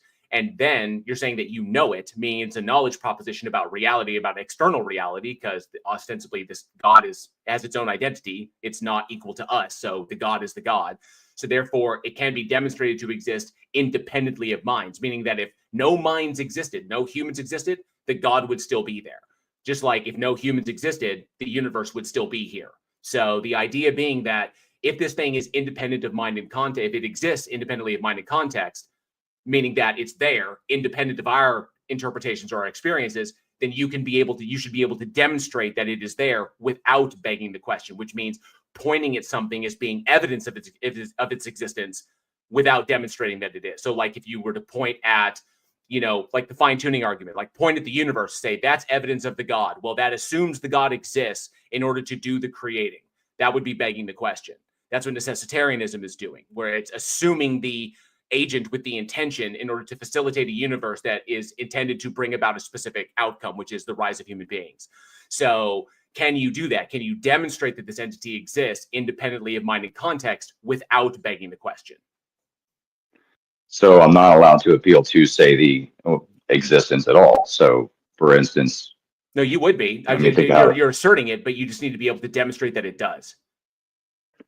Okay, so if I were to point to the existence of the universe, right, which would be independent of our minds to say humans didn't exist within it, which I'm not making the intentionality claim that the universe was instantiated such that humans would exist by making this claim, only to say that this thing, which is the universe, does in fact exist, and analyze the exact necessary things or the parameters that must be the case if this is to exist. Would that be a fair way to answer that? That'd be begging the question.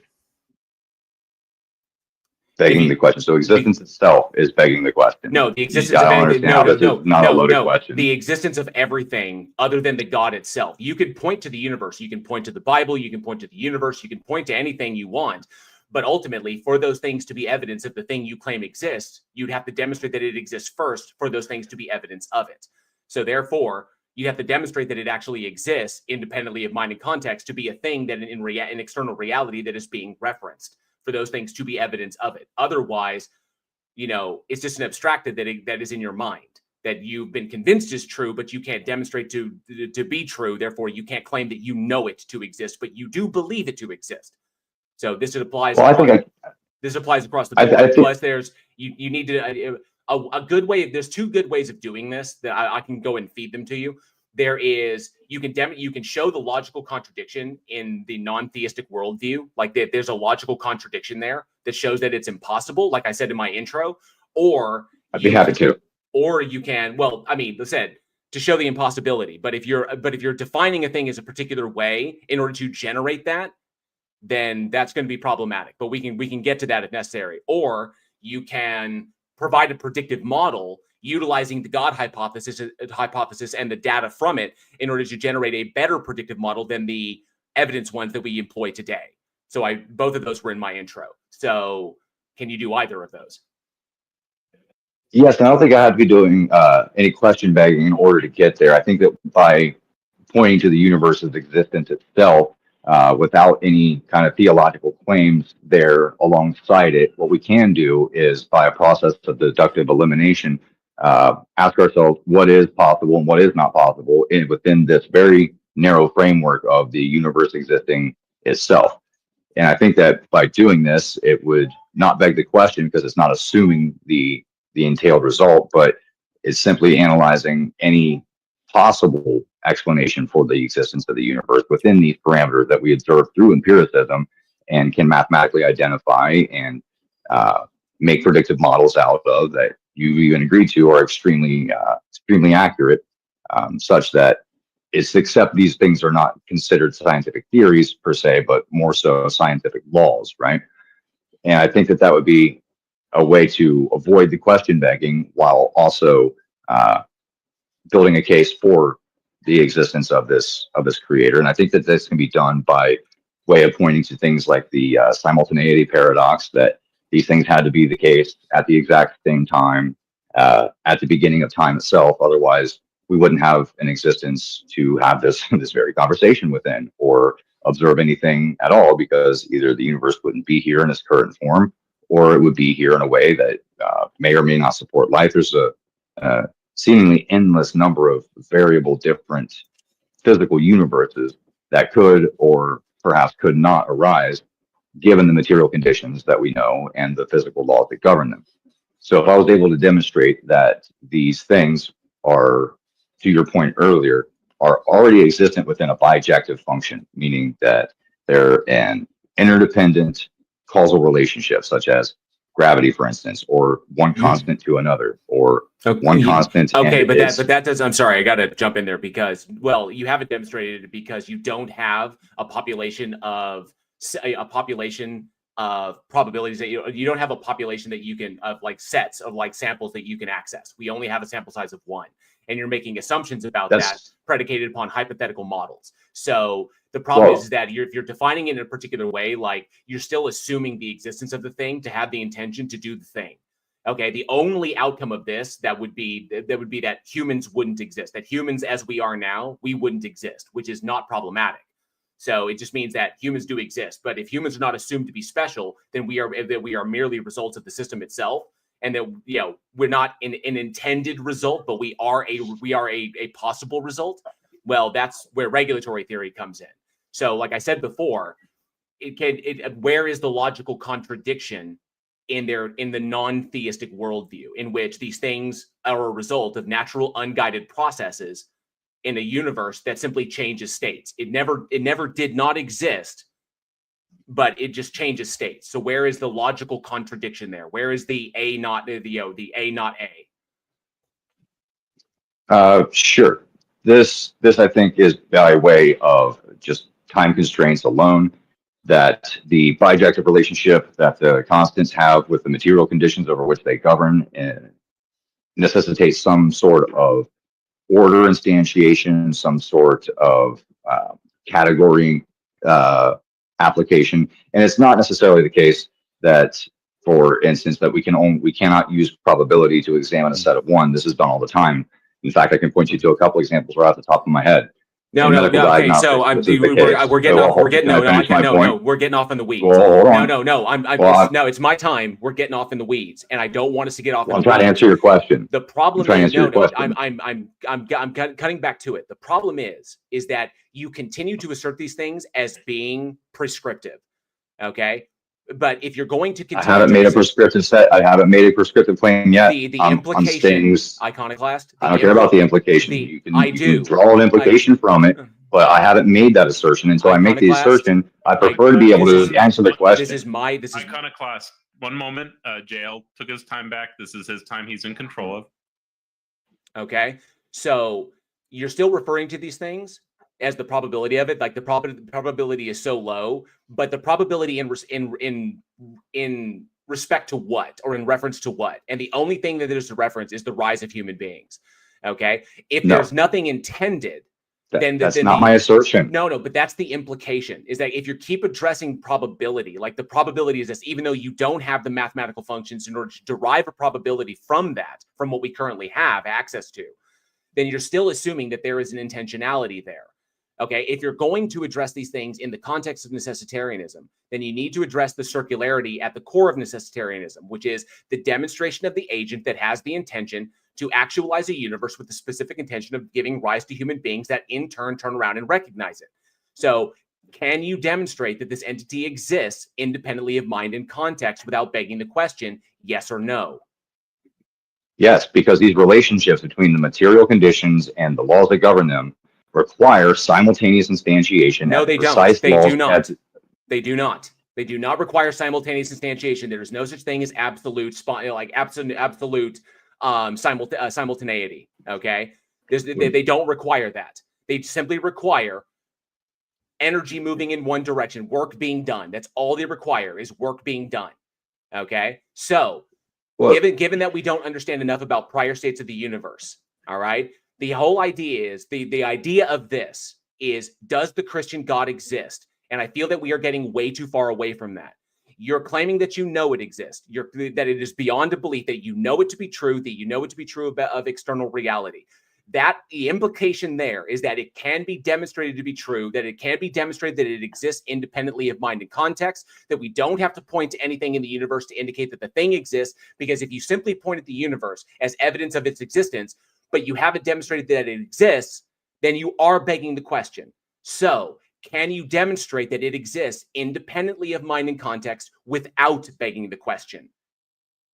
I'm trying to, but you never let me get through a response because you keep asserting that, or you keep arguing with something that I haven't even asserted yet. No, because you keep pointing at the universe. You keep pointing at the universe and statements made about it. But no, that does not indicate it exists, because it could simply be something other than your God, or like a deistic thing that is unfalsifiable. I'm sorry, Taco. Am I ever going to be able to answer a question? Because he's taking all the time by if you don't answer proselytizing. If you don't answer my I'm trying to. Iconoclast. I'm trying to. No, you're not. Guys, okay, let's calm down a little bit.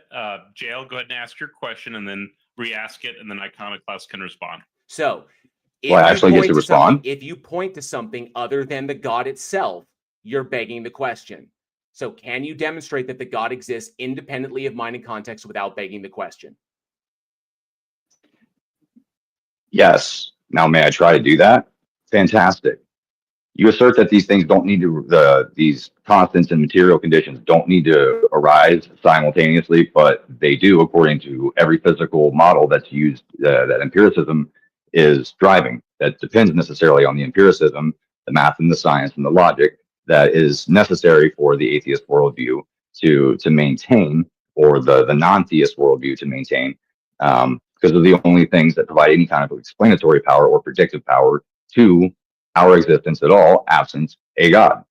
So you would then have to contend with the experts in the field that say these things are necessarily simultaneous at Planck time 1 in order to reject the framework that I'm trying to build here, that demonstrates that absent an instantiating force, a mindful causal agent, all mindless causal agents fail to meet these requirements just by way of naturalistic explanations, such that at Planck time 1, these things had to be the case, and it had to simultaneously be the case, because if they weren't the case, then we wouldn't have the universe at all. So by saying that that you can't point to the universe because that's somehow begging the question, I reject that, because that's not the case. It is the case. It absolutely is the case, because number one, these ideas like cosmologists, they don't state this. And I'm appealing not only to my own knowledge on this and the cosmologists I've spoken with, but the cosmologists that are currently in my live chat screaming that you're lying about the field.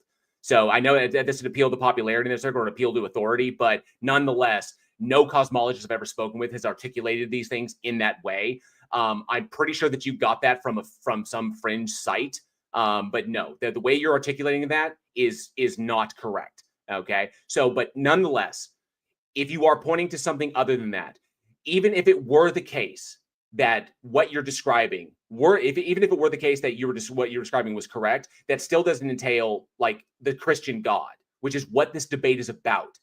Okay. You could literally appeal to naturalistic deism. Okay. With an appeal to mystery there. And that would still be completely and totally unfalsifiable. And you still wouldn't have the justification to say that the thing exists, which is what I addressed in my intro. That if you define this way and define this entity in a way that is completely unfalsifiable, then you can't make statements that it exists or doesn't exist, because you can't demonstrate it to be true or false, or true or not true either way. But we're talking specifically about the Christian God. Now, number one, you haven't addressed the logical contradiction that I brought up in the actual defining attributes of the God, because that defines it out of contention completely, which means that you're simply pointing to things that you are defining, or through personal incredulity, like I said in my intro, personal incredulity, that you don't see how they could be possible without a God. But there is no logical contradiction in the non-theistic worldview, which I asked you to point to, but you still haven't. So, given that, pointing to anything other than the God itself as an entity that exists external of your mind, external of mind and context, that it exists independent of us, that A equals A and A is not equal to not A, that God possesses itself, that the God set necessarily pre-exists the not God set.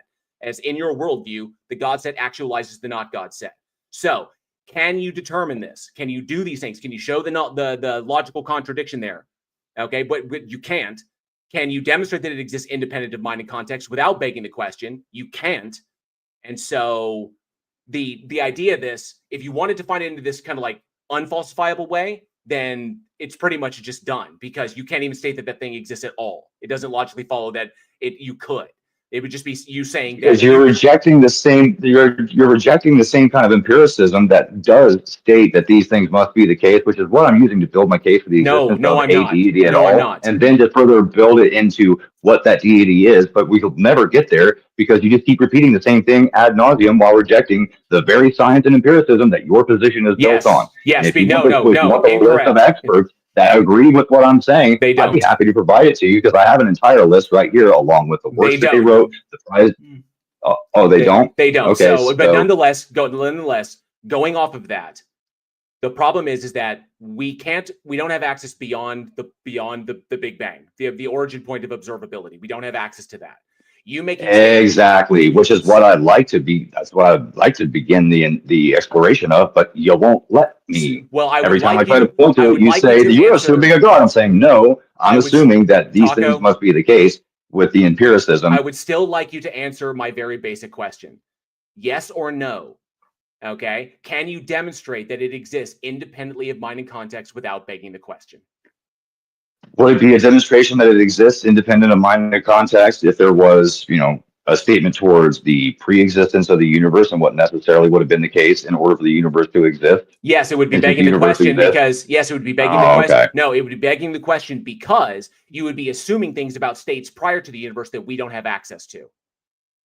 No, I'd be performing an eliminated deduction of what can and cannot be the case as far as possibility goes. Given that logic, given that logic and method, given that logic, mathematics, physics, everything, our current understandings of these things break down at the quantum level, and they break down at the literally beyond the Big Bang, or the origin point of observability. These things break down at Planck time one and are not quantifiable by any understanding we have right now. We have hypothetical models predicated upon what we know on this side of observability, but you're assuming things about states prior to observability. In order for you, do you know what the threshold of observability is? The Planck time. Yes, Planck 1, exactly, Planck time 1. So what we do know is that Planck time 1, that certain things are the case and had to be the case for the cosmos to evolve in the way that it did. And if you need verification of this, all you need to do is look at Einstein's field equation, and those will tell you exactly what you need to know about why they had to be the case. Yes, I get that. Yes, I understand that. I understand that. You've already. I don't need you to repeat it. I understand it. But that very thing. Oh, so now repeating. No, but what you're talking about is like I mentioned in my intro. You're getting to where Einstein identified this kind of like functional deistic thing. It wasn't necessarily an agent, but it was a thing that does what it does because it can do no other, which is kind of like the naturalistic deism, where it's not really an agent in that respect, but it is this foundational thing that is operating the way, and that's the reason the universe is the way it is. But that's where Einstein got to. He didn't get to a Christian God, okay? If you're trying to redefine the Christian God in a way that does not comport with mainstream or even fringe Christianity, that's an entirely different debate altogether. If you're talking about the Christian God, which is what this debate is about, the Christian God specifically, then obviously the things that are within the theology of Christianity are going to have to be connected to this thing. But for that theology to be true, you have to demonstrate that it first exists, okay? At all. You have to demonstrate that the thing is a thing that it exists, and we can make coherent statements about it. Now, I've already demonstrated that if you define it a particular way, you define it into logical contradiction, and it doesn't exist at all.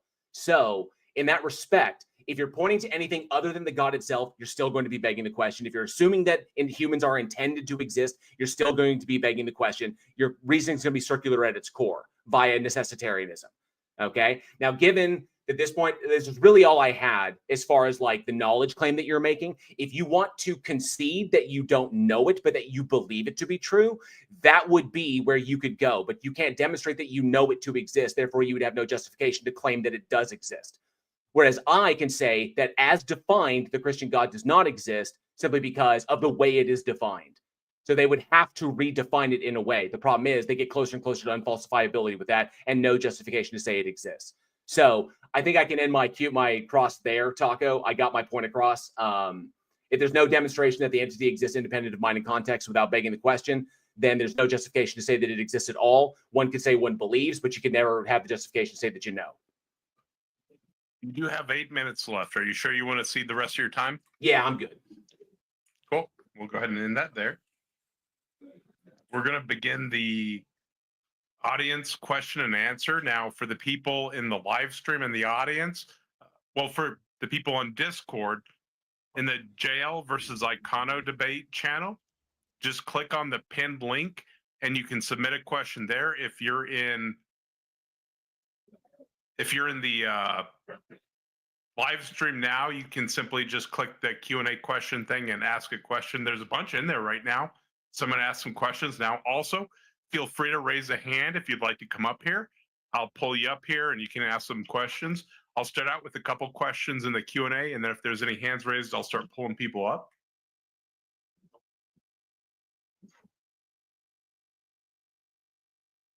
Bear with me for just a minute. So I see actually just one question right now. So question for JL. How do you know that you couldn't have evolved into a brain in a vat? The problem of hard solipsism. So currently, there is no solution to the problem of hard solipsism. I very well could be a brain in a vat, but there's no way for me to determine that. And even if I was, I would still be having an experience. So, but going a little bit further with the Nietzschean critique of that is that even the sense of self, which is a thing that is perceived, even that could be a projection. So at best we can confirm that an experience is being had, and then we presuppose the self is having the experience, and then we move forward from there. But yeah, there's currently no solution to the problem of hard solipsism, so I don't really concern myself with it.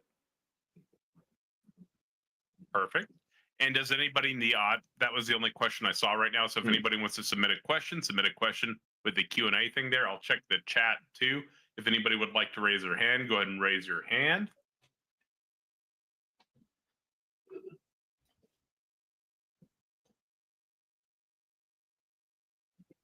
I see God exists in the audience and Abysmo, so we'll pull them up one after the other. What's going on? God exists, Adam?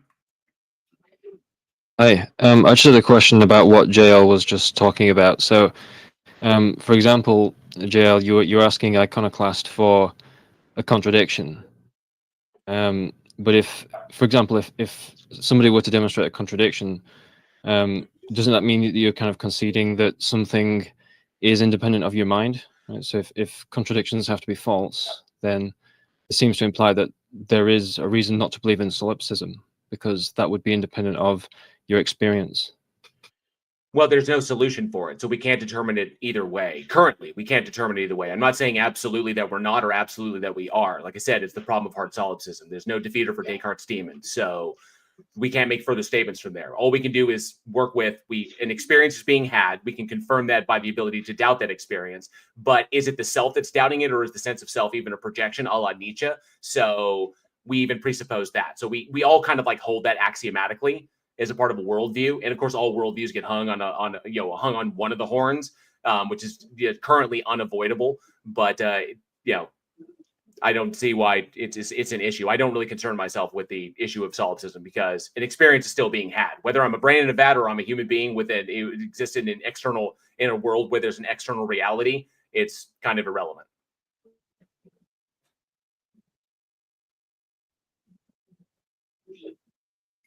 Does that answer your question, Adam? I'm not sure. So my question was, if contradictions are false, and if they're false for all minds, the question was sort of more like, wouldn't that provide a basis for doubting solipsism, hard solipsism? No, because there's no logical contradiction in hard solipsism being true, in that this is all a projection.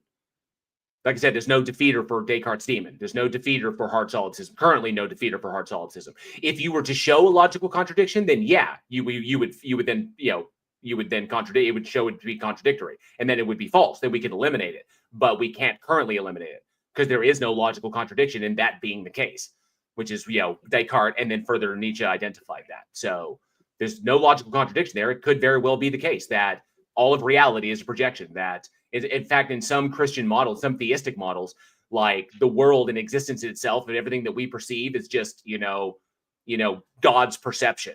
That we're all just that God is the ultimate solipsist, and that all of this is just a projection of its own mind. So there's some fields of thought that or some theistic models that hold to that, but there's no defeater for it currently. I mean, if you could prevent one, if you could provide one, that'd be fantastic. You could eliminate hard solipsism, and you know, ring the bells of all philosophy across the board. But until that point, there's really no point in engaging with it. All Alder's razor. So. Okay, I think maybe there's something I misunderstood about solipsism. I thought it was just the idea that all that exists is just your own experience. So the reason why I asked the question was because I thought that if there is such a thing as objective logic, right? So if there's an objective set of logical laws that distribute over all observers, this would seem to posit the existence of something outside of your mind, and that would itself serve as the counter against solipsism. That assumes that they're mind independently true. But even then, the laws of logic are descriptive in that respect. And so while they have the appearance from our frame of reference in the universe to be like universal and inviolable, how we describe things, a thing is itself and a thing cannot not be itself. But these are from our frame of reference. When you alter the frame of reference from a mathematical perspective in dimensions, or when you do it like, like states prior to the Big Bang, where all frames of reference are equal, they occupy the same space, these things break down. Or even at the quantum level, like the basic laws of logic don't hold up at that. So, so in that respect, assuming that they are universal and inviolable, and therefore like they are prescriptive of the universe, I don't hold to that. So I hold that they are, from our perspective, from our frame of reference, our lowly frame of reference in the universe, they appear to be universal and inviolable, but that depends upon the state of the universe itself. So they describe how we currently observe things. Okay, I mean, right. Isn't the common objection to that? Adam, there are other people in the audience that want to ask questions, so okay. I'm going to pull another one up, and then if we loop back around, we could possibly bring you back up. But I feel like that was pretty good clarification there, so we'll bring up another user. Abysmo was thank you, Adam. We appreciate your time. And Abysmo, I'm pulling you up right now. Finally, let's go. All right, this is a question for Iconoclast. Given that it seems as though you failed in being able to provide an epistemological justification for the God you perceive is the Christian God, I feel like it is apropos to ask, why are you a Christian? In other words, what is your justification for identifying as a Christian? Well, I don't feel like I've failed to demonstrate this at all, because I'm afraid we never actually got into the meat of what I was setting out to demonstrate, because we had to hear the same thing repeated ad nauseum by JL over there. But what justifies me in claiming to be a Christian? Direct divine revelation, personal experience, belief in every word of the Nicene Creed. I mean, pick your poison. I'd say that there's plenty of justification for me personally to claim that I'm a Christian. All of which, of course, beg the question, but that's just me. So yeah, and I find it ironic that you would use a metaphor of poison. All right, that's enough for me. Thank you, Abysmo. And we'll go ahead and pull up Zen up next. Hello, can you hear me? hey, what's up, Zen? Hey, I got a question for Iconoclast. By the way, thanks, Taco, for good moderation of this debate. It's nice to watch and listen to. Thank you. Yeah, I was just confused, Iconoclast. Like, it seems to me like I just gotta ask the question again, but in a different way. Like, can you prove that like your Christian God exists without first assuming he does? Or are you just like, is this just like theological masturbation dressed up as logic that you're doing?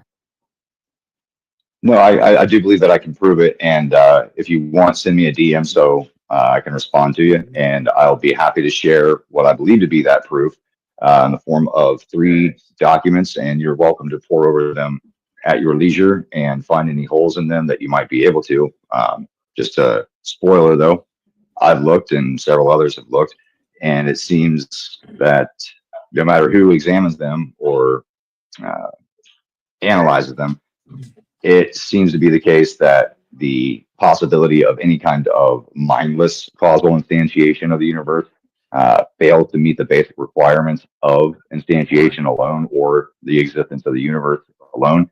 And by way of time constraints and certain things being empirically justifiable and verifiable in the way that they are, that it necessitates that there must be something that pre-exists Planck 1 or Planck time 1, such that it is capable of instantiating these things, and therefore, I think that gives us a pretty good foundational starting point for some sort of a deity, and from there, build the case as to what that deity would entail, who it is, what its attributes, characters, properties might be. And I think that it necessarily terminates in Christian Trinitarian theism. Seems to me that the way you're just like trying to build this ideology of yours, or this belief of yours, based on an assumption that just like assuming, it just seems circular reasoning to me. Just you're not proving anything independent of my context. Well, I would have loved to get into that, but you were here for it. I don't need to recap it. All right, thank you, Deco. Thank you for coming up. I'm inviting up Portil now.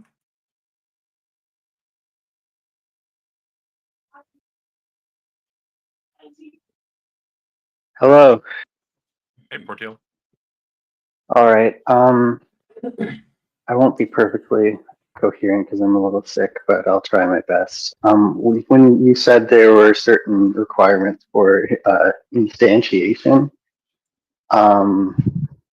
could you, sorry, for Iconoclast, could you clarify what you mean by that and how you establish what those requirements are and why the Christian God is the only thing that can meet those requirements?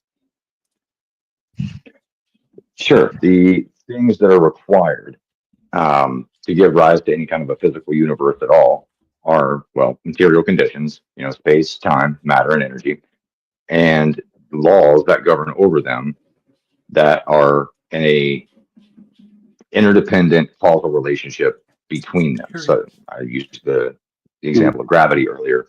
And this can be demonstrated mathematically. So by the way of introducing a bijective function, which requires proving surjectivity and injectivity, and then you can declare the system is bijective, such that any change in A necessitates a change in B, and vice versa.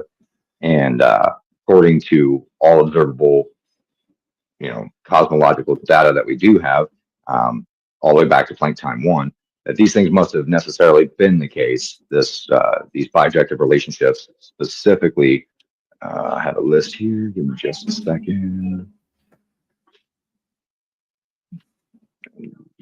I scrolled too far. I apologize.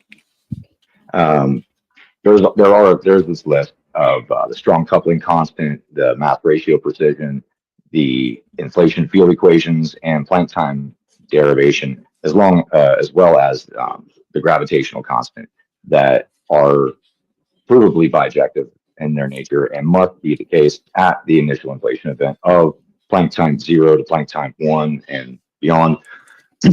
Otherwise, we wouldn't have a physical universe at all. So, starting there, is where we would build the case. Demonstrating that there's something that exists prior to the universe existing, in order for the universe to exist at all. I think it's a pretty rational starting point. And from there, we can analyze, exactly what it is that this being must be like, what properties it must have in order to do the things that are being claimed that it did do. And I think by way of analyzing these properties, you necessarily end up at the place of it being the Christian God, by way of proving that it's Trinitarian in nature, and no other model that I can think of or have found really manifests in a way that this specific model would necessitate. Okay. I wish I could dive deep into that, but if you guys will let me, I'd like to ask just one more follow-up question. Is that okay? Yeah, sure. How do you know, and I'm kind of just repeating what J.L. Warren's saying, how do you establish that these laws are laws that are governing reality from outside of the universe, rather than just descriptions of the universe itself? Okay, so there's several different ways to classify that specific kind of question. several different nuances that would change from one to the other. So this idea of it just being a descriptive thing that we use to put onto the universe, not something that must necessarily be the case. Are we talking about brute contingency, that these things are just brute facts, or is it some kind of a naturalistic model where Well, there like might civil be was explanations for the way that the universe, like the way the universe is, might have explanations, but the laws that we're talking about, that we use to kind of predict the way that nature will act, would be just descriptions of the way the universe naturally is, and the way the universe is would have explanations. Each of those facts would have their own explanation, but they would be in nature, not in some kind of, not outside of it. so this kind of speaks to this idea of like these laws just being self-existent and descriptive, not prescriptive, and we're just observing them. Well, I would say that that these laws, in in a purely platonic sense, have no causal power. They just describe or represent, but they don't do any instantiating or enforcement of these physical outcomes in time and space. Mm-hmm. And if these laws were abstract entities, how do they latch onto reality at all, specifically with the time constraints of Planck time 0 going to Planck time 1? What gives rise to these laws?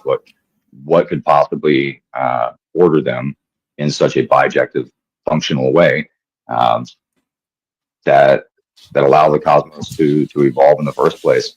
Specifically, when in the context of the simultaneity paradox, it states that these things have to be simultaneously the values and the conditions that they govern at the same time, instantly, at the very first Planck moment. Otherwise, we don't have a universe.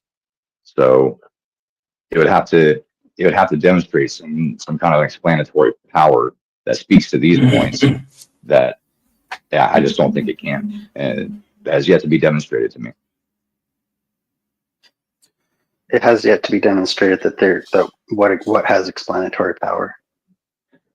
That it just these laws are what they are, by way of any kind of a naturalistic machination, because of the time constraints and simultaneity paradox.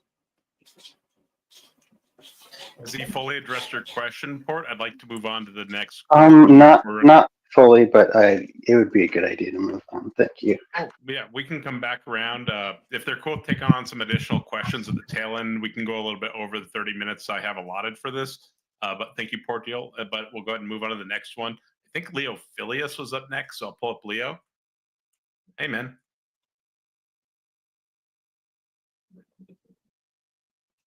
Yeah, I had a quick question there for Iconoclast. You said something just a couple minutes ago about something like how do the laws of nature arise? What if they don't? Then how are they there? I think They're just everything in there. nature arose, right? But what if? So when you say there, I take it you mean that they're like out there in the world, that they're real. Well, there isn't they exist in a one-to-one correspondence, right? So the material conditions, Correspondence with what? the material conditions over which they govern, What do you the mean time, by space, govern? matter, and energy. What do you Okay, mean so by govern? govern as in describing it with mathematical precision. But govern usually in this context means like some sort of direction. Are you saying that the laws of nature direct the world to act the ways that it does? No, I'm saying that these two things are interdependent, that the material conditions depend on the specific values that these laws have. So I guess what do you And mean so by material conditions? time, space, matter, and energy, the conditions of the material universe. I would take those to be the objects of the material universe. But so I guess what I'm getting at is what if like the laws of nature are not a thing out in the world? Because there are views out there held by many, not most, but many physicists and philosophers of physics that the laws of nature are not like things out in the world, that they're really just descriptive features of our physical theories about the world. And it seems that might not be an agreeable view to you, but it seems like that's a consistent worldview. Do you think that there's any problem with holding to a view like that?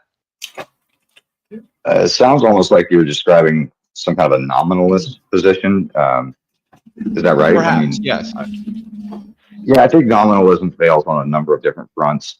I think that ultimately, that in order to hold to a nominalist position, it in a roundabout way kind of requires affirmation of not only the physical time, space, matter, and energy conditions that we exist within. It requires some sort of an affirmation of those conditions, but also of a metaphysical nature. Like specifically when it speaks to logic in the same way that it would speak to these natural laws, that the laws of logic would be considered in a similar way. And I think I could just say the same thing about the laws of logic. They're not things in the world. They're just an aspect of some broader conceptual schema, or are a part of some broader conceptual schema that humans have developed for understanding things. well, if we develop them, I would think that we'd be able to change them or circumvent them, or We can. There are logics where, like, say, the law of non-contradiction is false. well, it necessarily requires these other models. I think I know what you're talking about, like constructive logic, fuzzy logic. Intuitionist logic, dialetheism, yes. And more philosophers are actually turning away from classical logic. Now, they're not moving into any other specific camp, but I think more Western analytic philosophers are realizing that classical logic captures logic very specifically, and that there are certain instances where other logics may be more applicable, that there isn't like one logic that we use for all things. Well, I think that for these alternate models to have any kind of explanatory power at all, or to make any kind of claims at all, they would necessarily at least have to. Does logic explain? I don't know if I Well, agree they- that logic explains. I think it describes, but I don't think it explains. Well, absent the At ability least to not in the identify. traditional sense of explanation as a concept. Well, it's my position that any kind of cognition at all requires a grounding somewhere, a genesis point, right? And I think that starts with identifying something and excluding the contradictory nature of the thing, as in a potato is not a calyx and a calyx is not a potato kind of deal. And then I think the only one that might even be able to be questioned would be the law of the excluded middle, but that really ultimately depends on the nature of the way you see truth values or truth statements at all. Yeah, that someone those who are believes that generally defined differently across different logics. Yeah. Well, I mean, if your worldview entails that absolute truth claims aren't real or can't be made, then sure, I guess I you would could say still. that. I'm not sure what the concept of absolute truth even is. I don't know what that really means. I hear that said all the time. I'm not really sure what that's supposed to capture. Yeah, it just renders. I'm sorry, it just renders our. Like something is either true or false. I don't know what it means for something to be true absolutely. Yeah, Unless by absolutely you just mean universally. I understand like universal truth, but absolute truth is not a phrase that makes sense to me. Yeah. I don't think it would be most legit. But maybe we're using these kind of interchangeably. Maybe I'm using it wrong. But I would say an absolute truth is one that you could be, derived of mathematics. 1 + 1 is 2, or that 1 is a necessary precondition for 2. I don't think that these things change in any possible world. I mean, I think there's probably possible worlds, but anyway, we don't need to get into a discussion of modality. I was really just curious if you thought that other views about sort of humane views rather than non-humane views, which seem to be what you're advocating for, or at least one that you're advocating for. I just was curious what your thoughts were about that. So I'll drop down since there's other people that had their hands raised. Thank you for coming up, Leo. We appreciate your time. I'm going to pull up AA Batteries up next because he had his hand raised, and then Otangelo after that. Otangelo, what's up, dude? Hey, AA Batteries. Just hang on, Otangelo. All right. The problem of evil. two questions for you, Iconoclast. Why does suffering exist? Why does suffering exist? I think that suffering is an entailment of living within a fallen world that was designed to not have the suffering, but by way of humans exercising their free will and agency, decided to bring that suffering into the world, and therefore the suffering that we experience is a product of that. All right. Hey, I'm sorry. Do you mind if I dovetail on that? Oh yeah, of course. So the problem with that, the way what he just described, is that the not God set is the thing that's actualized by the God set. So any of the foundational like circumstances within the not God set are actualized by the God. So because the God itself is defined as referencing nothing external of itself, because there's nothing external to act as a referent or like something that needs to be appealed to or a constraint upon what it does, then any circumstances in the not God set that would facilitate any kind of outcome can be understood or entailed to be intended by the God itself. So the fact that there is like actions and outcomes that we could demarcate as being evil or suffering or whatever, these things are intended by the God. So the fall itself, like appealing to that, is unnecessary because the circumstances that allowed for the logical possibility of the fall were absolutely intended by the God if the God were to exist. So, okay, go ahead, AA. Sorry, just wanted to throw that in there. That's just saying that foreknowledge means that foreknowledge equals causality, and that would be a contradiction to the It's nature not of just free foreknowledge. will. It's also its omnipotence. Well, it's the fact that if the God set is the thing that actualizes the not God set, and anything that is anything's logically possible. Yeah. This question is for Iconoclast from Yeah. AA. Let's try to let him take the reins. I just wanted to just dovetail on it. Go ahead, AA. I'm sorry. No, that was a perfect explanation. Yeah, you got it. But would you say that suffering is needed for God to test our faith like other theists, or would you not hold that position? I don't believe in this whole soul building theodicy style of explanation for suffering. No, I think it's much simpler than that. I think that the world was designed to not include the suffering, but by way of free will being a thing that exists. Also, one of the causal motivators for the existence of human beings at all was the entailment of this free will element. And yeah, we can get into like a deep dive on Genesis and the fall of man and all this stuff if you'd like, but perhaps a different time and different venue. Well, but point being, I don't know. I don't see free will. I don't see how free will could exist in your worldview, but how could God allow for the unnecessary suffering then of non-human animals if it was humans that resulted in the fall and it was humans that are punished and tested? well, if you'll recall, if we're going to exist within the paradigm of this hypothetical, I suppose, in your worldview, God and fall of man that we're criticizing, you'll remember it wasn't man that God cursed; it was the earth that God cursed. So I would say that the suffering of animals, this natural evil, I guess you could call it, is probably a product of that. And so you're telling me in your worldview, this perfect world that God had created, if hypothetically man never ate the fruit and 1,000,000 years had passed and a baboon had just decided to wander around the tree with the fruit of knowledge of good and evil, and the baboon ate from the tree of the fruit, now the world is now full of sin and the world had fallen.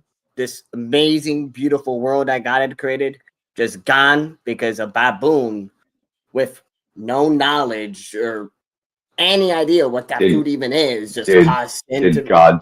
Did God tell the baboon not to eat, or did he tell Adam and Eve not to eat? He told Adam and Eve. Then why would a baboon matter? Is that not the consequence of eating the fruit?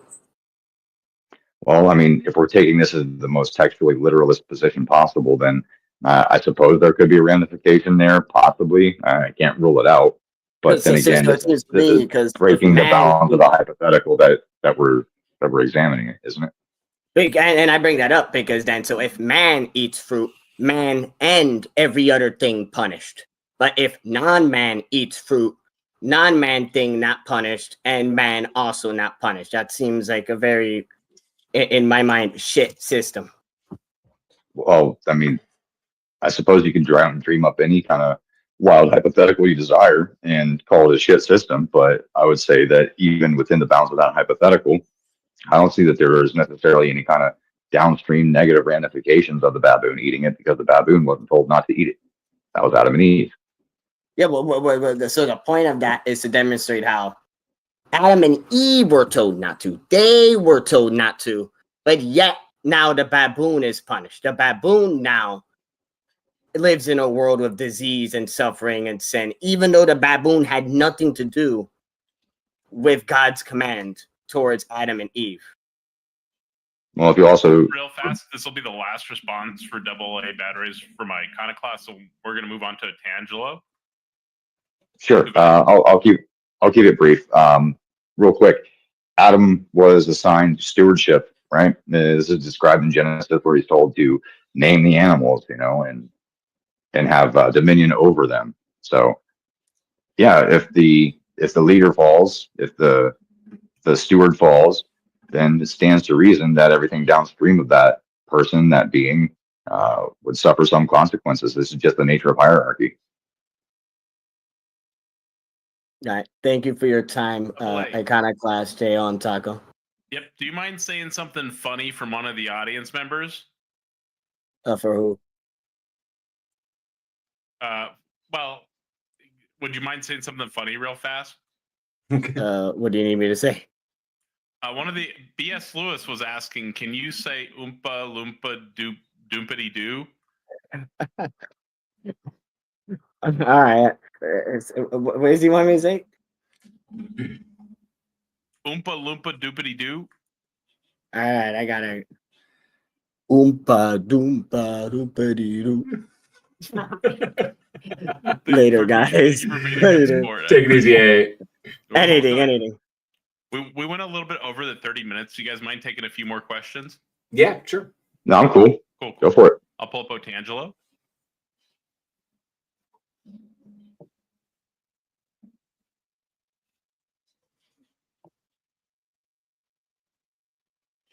Hi guys, can you hear Hey, me man. well? Yeah, you're perfect. Cool. So, good evening, everyone. So this debate tonight is about if Christianity is true, right? So, I would like to present JRL, a syllogism of a fulfilled prophecy, which, in my view, is one of the most amazing Old Testament prophecies which confirm Christ as the Messiah. And this is the syllogism, premise 1, Daniel 9:24 to 27. I'm reading here, okay? Prophesies that the Messiah will appear and be cut off, killed after 69 weeks of years. This is 483 Jewish years of 360 days, which is 173,880 days from the decree to rebuild Jerusalem. This decree was issued by Artaxerxes in 444 BC, which is written in Nehemiah 2:1-8. Premise 2, adding 173,880 days, that's 483 Jewish years, to 444 BC brings us to April 3rd, 33 AD, the precise date of Jesus' crucifixion. Premise 3, Jesus fulfilled the key elements of Daniel's prophecy during his ministry and crucifixion. He was cut off, crucified on April 3, 33 AD, fulfilling the 69th week. His death brought reconciliation for sin, ended the need for sacrifices, and inaugurated everlasting righteousness as written in Daniel 9:24. The destruction of Jerusalem and the temple in 70 AD fulfilled the prophecy of a ruler's people destroying the city and sanctuary as written in Daniel 9:26. The conclusion, the mathematical precision, historical alignment, and fulfillment of Daniel's prophecy in Jesus' life, death, and the subject events of 70 AD provide overwhelming evidence that Jesus is the promised Messiah. So this is, in my understanding, a very powerful evidence that Jesus is Messiah, and it is one of hundreds, literally hundreds of prophecies in the Old Testament which have been fulfilled in Christ. Well, I mean, if you're wanting me to respond to it, it's not actually a prophecy because you can't eliminate the possibility that these things were written after the fact.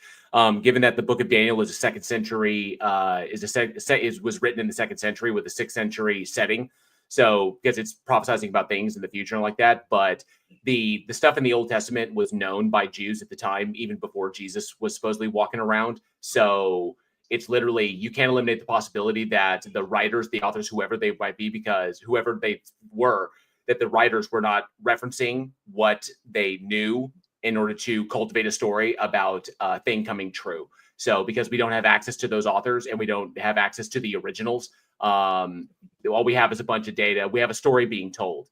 There's no way to confirm it as being that because and biblical scholarship holds that it likely is by virtue of Christian interpolation that this thing, that the stories about Christ were formulated or basically constructed in order to fit with those prior known stories. So we can't confirm it as being prophecy, unfortunately. And the debate was whether or not the Christian God exists. And of course, even if these things were like predicted and Jesus and his people had no hand in trying to bring them about by, fallacy of post-diction, that they were trying to actively make it look like it was coming true. Even if that were the case, it doesn't entail that a God exists, because it could just entail that Jesus was a heretical cult leader, the David Koresh of Bronze Age Palestine or Iron Age Palestine. So it doesn't confirm the existence of a God. It's a story that's being told that we can't confirm the data of. So, and we have many stories like many stories that seem to be prophetic about the tales that they tell, across multiple spectrums. Egypt, in India, numerous cultures that have stories that aren't identical to those. Mesoamericans as well have those in their histories. So for all intents and purposes, it's just a story. It doesn't confirm the existence of a God. It just confirms the existence of people who believed these things about this character Christ and that there was a God that existed. Yeah, of course, nobody can prove if God does exist and the Christian God does exist or does not exist. All we can do is evaluate the evidence that we have at hand and then eventually come to the conclusion that it is more likely that this God actually exists or not. So it's not about absolute proof, it's about inference to the best explanation. But it doesn't even do that, because it begs the question of the existence of the God for any of this stuff to be true. You'd have to demonstrate that the God exists and exists as described in order for any of these things to be true by extension of it, because that's begging the question. You have to start from, what do we have? We have a story about people that existed way back when, making claims about people way back when, which means that it literally reduces the probability of these things being true, like substantially. You'd have to go into it with a faith position, which is not a tool for epistemology. So you couldn't know them to be prophecies. You simply have faith that they are prophecies. If you're coming at it from an objective standpoint and a parsimonious standpoint, these are just stories, no different than any stories told in any other culture around the world at various points in history, some of them predating Christianity by thousands of years. So. Yeah, I think you are putting the horse in front or the cart in front of the horse, because we don't start to have the proof, which is actually what we try to do. We start with the evidence. So we have physical and natural evidence, this physical world, which requires an explanation, and we have scriptures. So we have to make sense of both of these things.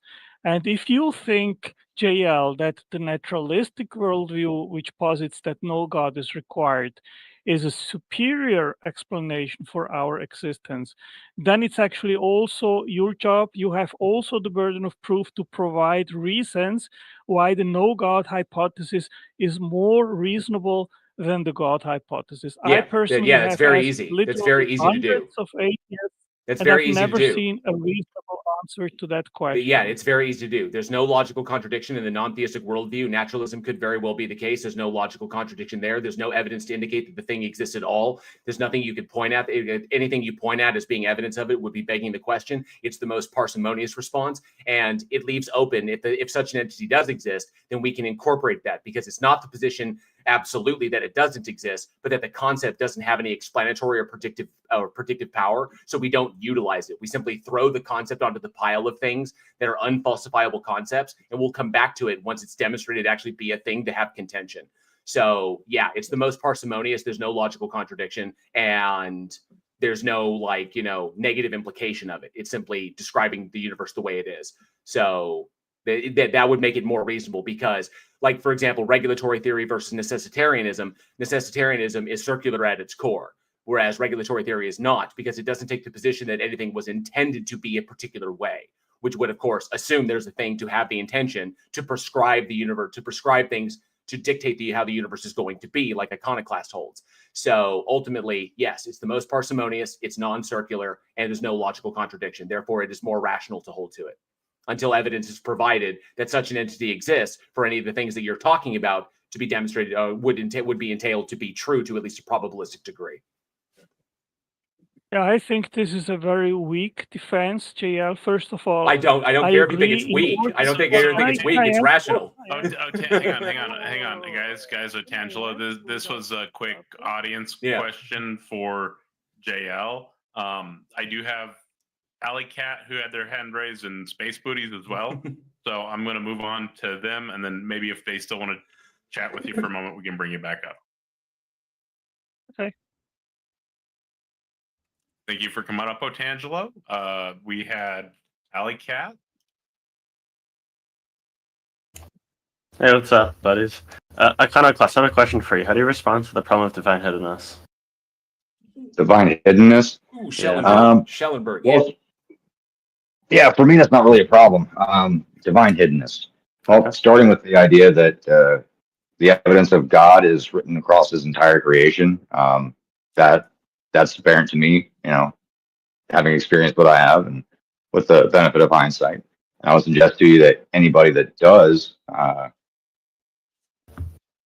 experience something similar, I guess is the way I'll put it, it'll be apparent, 100% evident and apparent to them too, just how categorically misattributing these things to non-evidence, that they've been doing their entire existence, because I know that was the case for me. And the hiddenness, hiddenness from who? In what case? From what? The fact that we have any kind of moral compunctions at all, I think, is evidence. The fact that existence exists at all is evidence.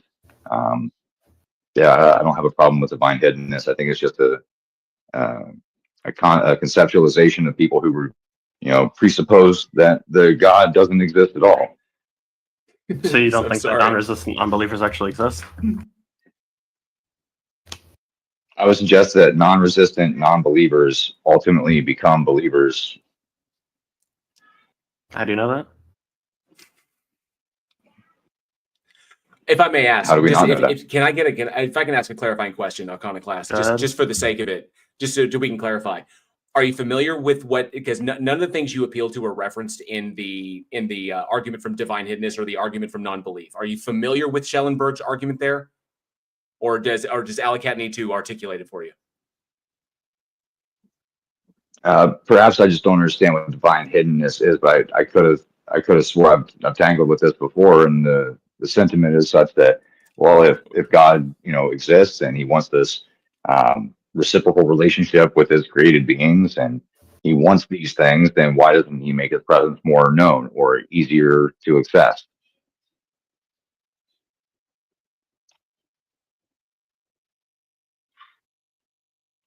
Go ahead, Allie. I was curious. I wanted to clarify. Yeah. It's all you.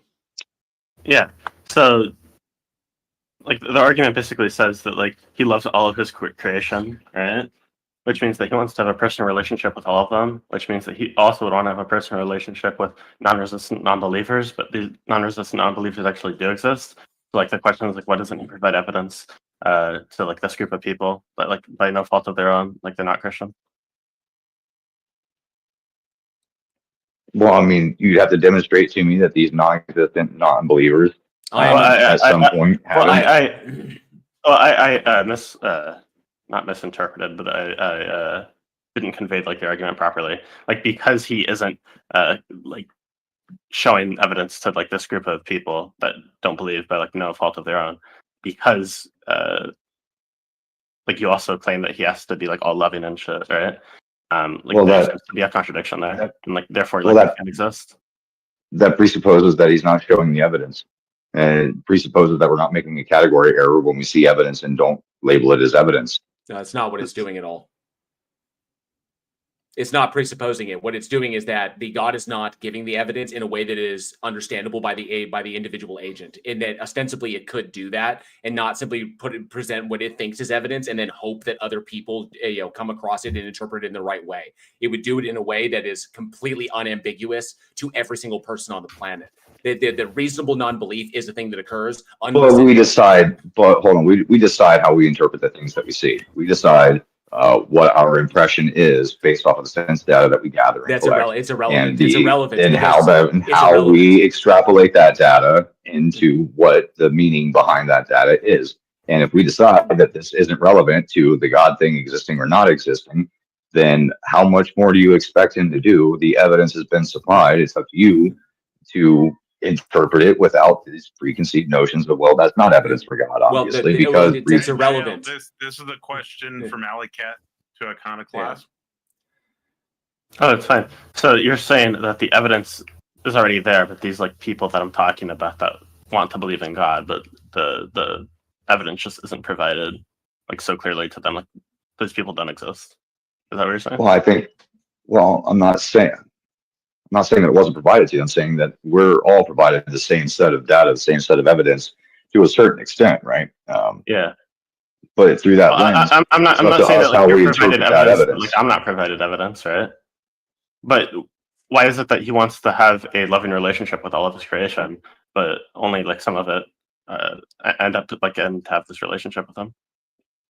Well, again, that's presupposing that only some of it gets to have that relationship. And look, this isn't a popular. Well, maybe it's more popular than I thought because we keep running into like minds on this front. But I don't subscribe to infernalism whatsoever. I reject it outright. I do hold pretty tightly to a universalist position. So I think that ultimately they all do experience that. So this idea of hiddenness and evidence not being clear, I think is a category error on the part of the agent, not necessarily a hiddenness feature on the part of God.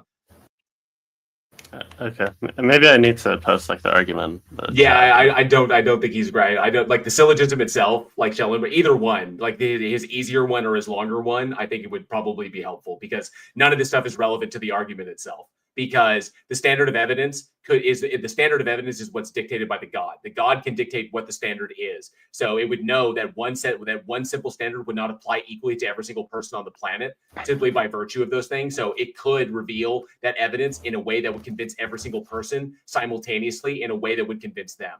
There's nothing constraining it from doing that, and yet it doesn't do that. So non-resistant non-belief does exist. Like I am a non-resistant non-believer. If the God demonstrated itself to exist in a way that I could know it, without that, let's not go into the extra. Alley Cat, did that summarize your argument? Yeah, maybe I'll just have to send you the argument, Iconoclast. I'm looking at it. If there is no God, he is perfectly loving. If a perfectly loving God exists, reasonable non-belief does not occur. Kind of reject P2 right out of the gate, but reasonable non-belief occurs. No perfectly loving God exists. Hence, there is no God. I think that it falls apart at premise 2. Reasonable non-belief does not occur. What that really hinges on what we would define reasonable as reasonable non-belief, which is what I articulated.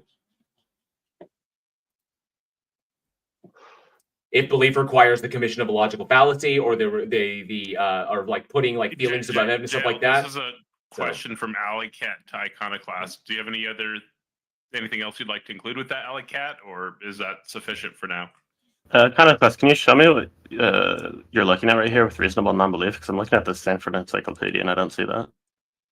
I just Googled it real quick, and it says on Wikipedia this is Schellenberg's hiddenness argument. So I got a short form and a long form. I was reading to you the short form. Yeah, I mean, I guess you answered my question, but all right. Perfect. Thank you. I'll go ahead and pull up the next person. We had Space Booties, and then I see Ego. If anybody else would like to come up, JL and Iconoclast are being gracious with their time and willing to take some more questions. I think there were also a couple more on the YouTube chat, but we'll get through all these and they'll move into the closings. Hey, thanks, guys. Appreciate the discussion so far. It's been interesting to listen to. This is for JL Warren. What's up? And before I state the question, I'm not here to argue for the Christian God, but I'm wondering if you do believe in the possibility of other worlds. And then I have a follow-up. It's logically possible that there could be. I'm as far as my position right now is it's indeterminate. So, and it would be irrelevant. I don't have access to them. Nobody has access to them.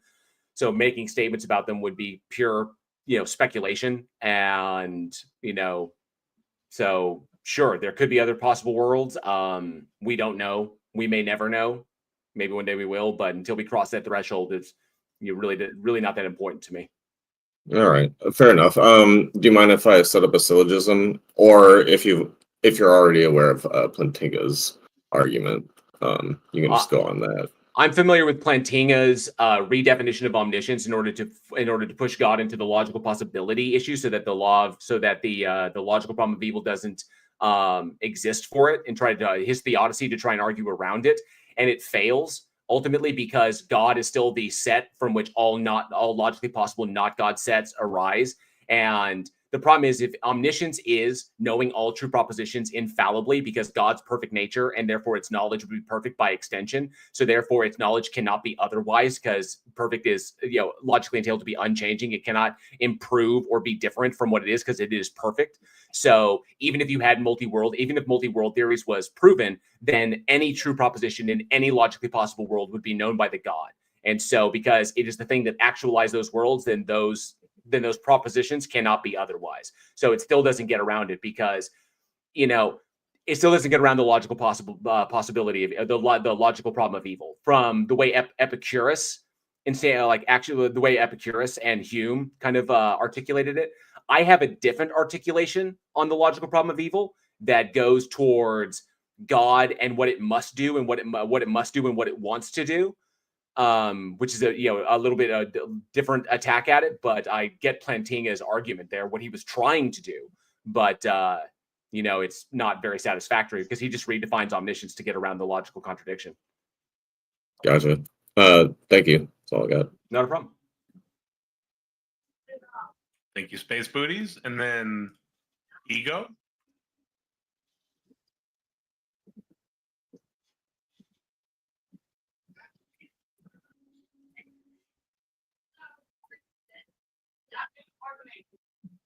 Hello. What's up? Yo, I'm only coming in on the tail end. I was doing other stuff today, so I don't know what you guys have discussed so far in your discussion. However, the main problem for me I'm like very agnostic. So do you have a question for one of the guests? Yes, I'm articulating it. Perfect. So for me, the main problem is that we're talking about interpretation, right? And interpretation is always going to be obviously true, a certain subject. There's never going to be a neutral interpretation. But it seems that when we discuss theism versus atheism, I don't know how to put it. I've always found it very strange that one can argue for the Christian God, but just the possibility of a powerful deity is ruled out, right? One of the features of a Christian God is that he's a personal God, but I've just never quite been convinced of that. I have no personal spiritual experience with that myself, and other people's testimony has just not convinced me. So maybe Iconoclast can you don't have to answer to it or whatever, but explain your experience. So I guess I'm confused. Do you want to know why I believe that some sort of deistic model or some kind of monadic deity or some kind of Unitarian model just doesn't suffice for me? Or are you asking me for my personal, I hate to sound sanctimonious, but testimony of sorts? I mean, what is it exactly that you're asking? Well, it's more so that like if we're gonna have like a conversation where we grant like metaphysics and like the Kalam argument or something, how do we get to the Christian God? Maybe that's like the easiest way to phrase it. Sure. I think that there's a self-referential problem that other monadic deities or deist models run into necessarily. For instance, I would suggest that the Christian God, uniquely being Trinitarian in nature, satisfies the requirements for the grounding of logic, truth, and morality, such that if it was a single deity, right, a single identity, then whatever this identity decides is true is just necessarily true.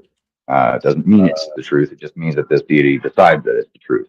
That would make truth mind you get like dependent. horn one of the Youthford dilemma. I get what you're saying. Yeah. Yeah, same thing with morality and logic. Yeah, there has to be a witness. There has to be some sort of independent verification, right?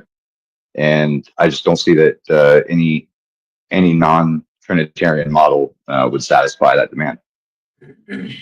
Okay, yeah, I'm not that familiar with Trinitarianism. I always found it kind of like confusing, to be honest. It just never clicked to me. But sure, it like has this unique property that attests to it better than like other things. But like I don't, this kind of debate bro language, but like what you just gave me sounds like precept logic, right?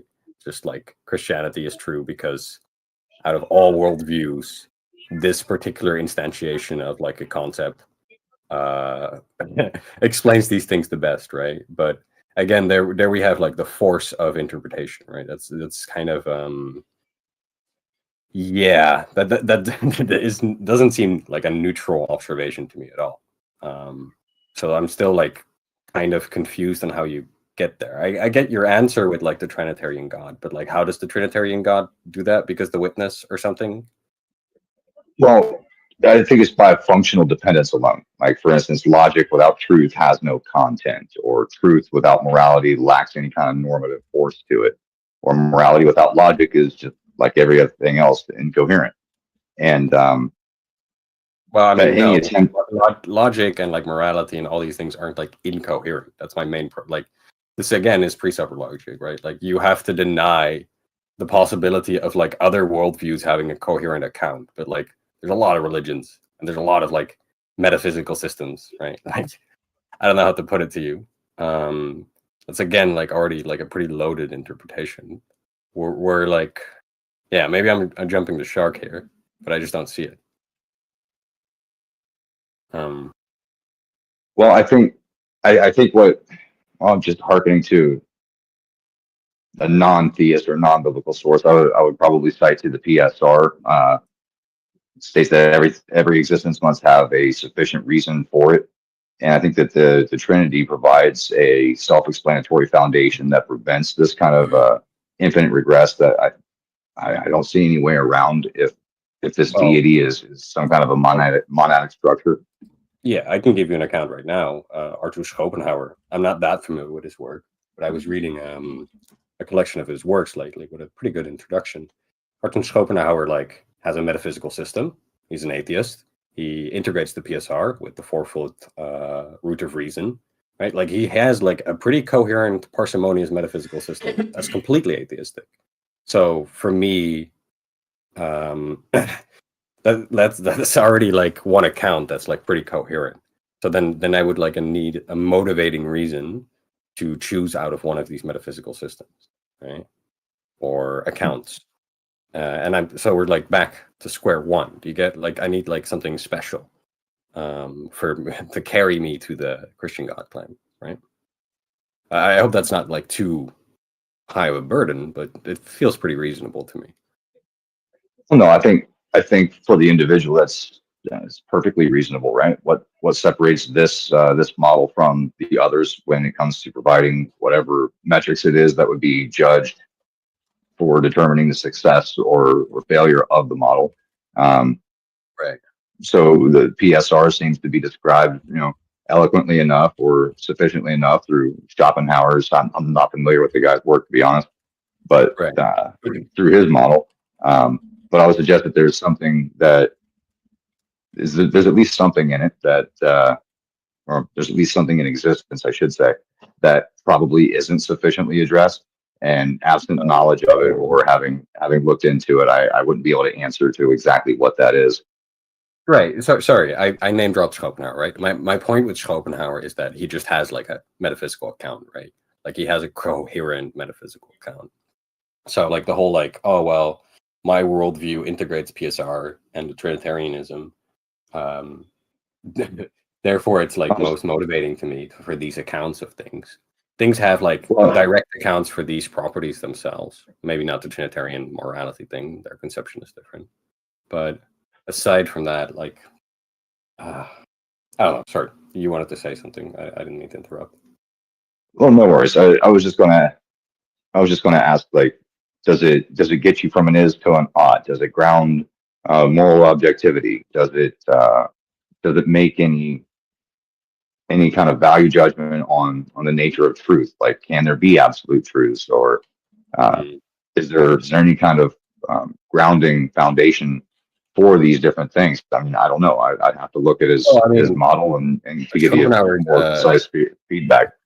Yeah, so Schopenhauer's metaphysics is like a Kantian system, right? Like, I'm gonna be honest, I'm like not a genius, so I don't like have a full comprehension of Kant and Schopenhauer like in a week, right? Since I started reading this, but my point was more so that like other metaphysical systems can account for like these things that you kind of require of a worldview. We can have that nuanced discussion, right? Like how the Schopenhauer. I just let's not like have me explain Schopenhauerian metaphysics, right? Like morality and truth work differently. I'm pretty sure that like he's one of the first animal ethicists in the Western canon because he's kind of like a Buddhist, right? And like everything suffers, so you have to deny your own will, right? I think it's pretty cool. I don't agree to it fully, but that would be an example. Truth would also just be the world in itself without our representation. That we can only access through our representation. As I said, it's an interesting metaphysical system, but this leads me to another question, and that is another thing that makes me quite skeptical of your interpretation is that you seem to like require the universe to have certain features like objective morality or PSR or whatever. These questions are all like metaphysical accounts to me that are indeterminate. I'm very skeptical of them. That's my bias, I'll be honest.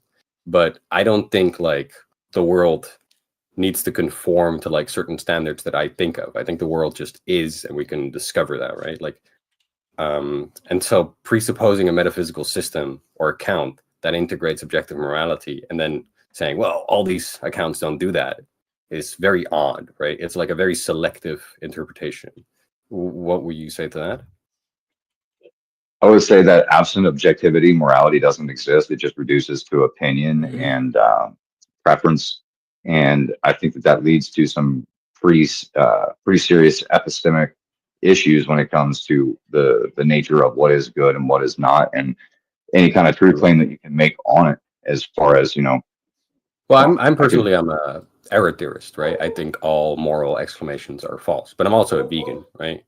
Because I think like climate change is real. So morality, absent of like having an objective grounding in God, just becomes a way of how you relate to stuff, right? And the consequences that happen. I'm not like a true, like a hardcore utilitarian or some shit like that, right? I guess I'm a pragmatist. But this raises me again to like, So yeah, last you're just part kind of of the question, and then we're going to move on to the text ones, and then we'll do the closings. sure. Back to the moral thing, right? You're just kind of like presupposing that it like is incoherent to have an account of morality like that because it's like doesn't have truth property, which is like the exact thing I'm critiquing in your interpretation. You're like already like forcing a certain way for the universe to work, right? Well, I think it's part of the worldview that, well, put it this way, we all have worldviews, and in my worldview, absent some kind of an objective standard to compare actions and and decisions and thoughts and these other things too, then it really does just reduce to opinion or preference. And in that case, then the thing in question, which would be morality, which I would describe as like a binary categorization system for human thought and behavior, wherein morality has an interest. That's not to say that all decisions have a moral weight to them. For instance, I don't think that there's a moral weight to deciding which pair of socks to put on in the morning or when you're getting ready for the day. But anywhere that there is a moral implication, you know, if it is just arbitrary or if it is just a matter of opinion or preference, then where do we get this idea of good and bad or good and evil or right and wrong existing at all? Yeah, I don't believe in good and bad, so that's the problem, right? Like for me, a worldview doesn't require that, but it's okay. I think we're looping. I don't want to take up too much time. Thank you for answering my questions.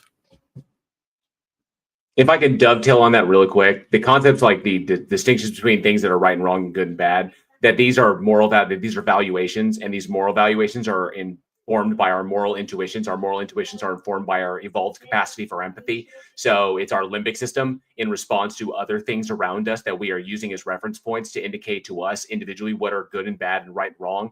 That moral relativism doesn't hold that there are objective distinctions here, but that that actions and outcomes are intrinsically or inherently amoral, and that the designation of moral or immoral is imposed by the agents that are observing them and interpreting them. So that's that. Exactly right. Yeah, exactly. Yeah, exactly it. And objective, and even if a God existed, objective morality, mind independently true moral valuations could not exist because everything would predicate upon its mind. So objective morality is not a thing that exists. So.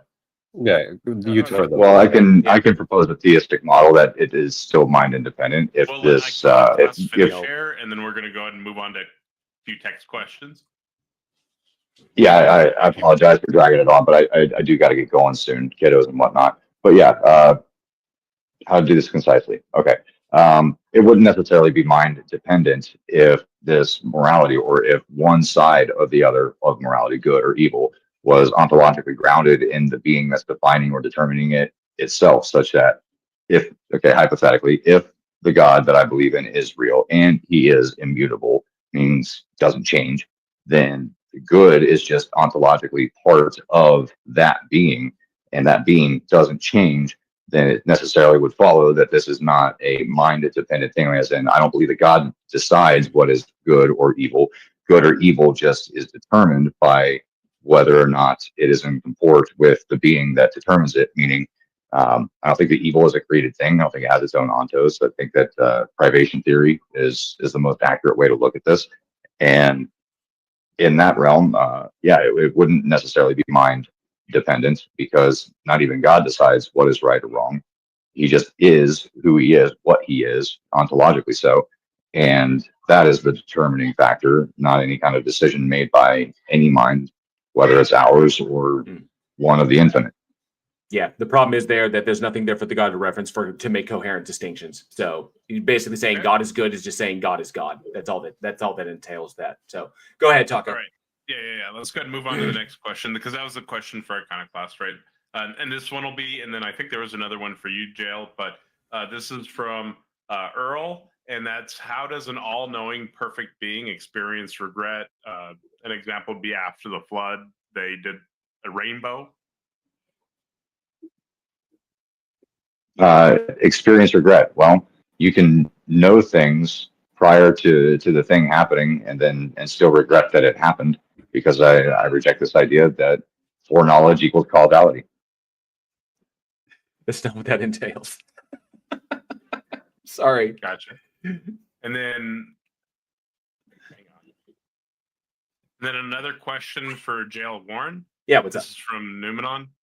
If the brain in a vat could be made to believe false things, couldn't the law of non-contradiction be a false belief forced upon you? Well, we'd have to determine that those things are false. We'd have to have a mechanism to determine that those things are false. So, I mean, we're still talking about whether or not it can be determined whether it is a brain in a vat. So, yeah, you could. Yeah, I guess you could like have a brain in a vat and convince it of false things. But those things are going to be false in relation to things that are true. So I don't really see the point of that. It's kind of like the if you're talking about the impossibility of it, like if you, I don't know if they're still going towards like hard solipsism, like hard solipsism being logically impossible, which it's not. There's no logical contradiction there.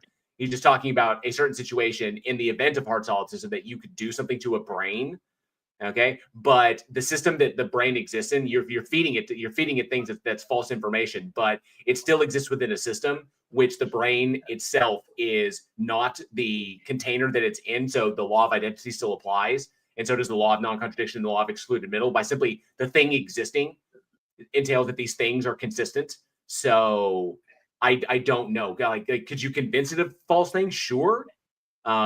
It doesn't mean those things are universally false. I don't know where they're jumping the gap here. So it's a weirdly worded question. Gotcha. And then Mosey had one for Iconoclast. Would the simulation theory trump the existence of God? I think it faces a regress issue. If beings built our simulation, their universe must also have laws or constants or technology that allows such simulation to take place at all. The question of any of the things that we tried to touch on this evening, whether it be fine tuning or the transcendentals with the grounding of things like morality, truth, logic, these kind of things, it's just merely pushed up one level without any ultimate explanation. I think that this would also require intelligence. Even a simulator hypothesis affirms the need for a mind or minds with knowledge, power, etc. Which this aligns more with the position that I was putting forward than it is any kind of refutation or rebuttal of it.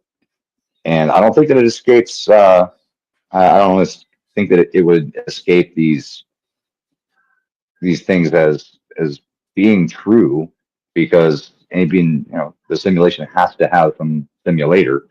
And if those beings or the framework that hosts them are themselves contingent or mindless, the same argument of impossibility would apply. So ultimately, you still need a necessary grounding, some kind of ultimate stopping point. Christian God, though, would that still align with the Christian God?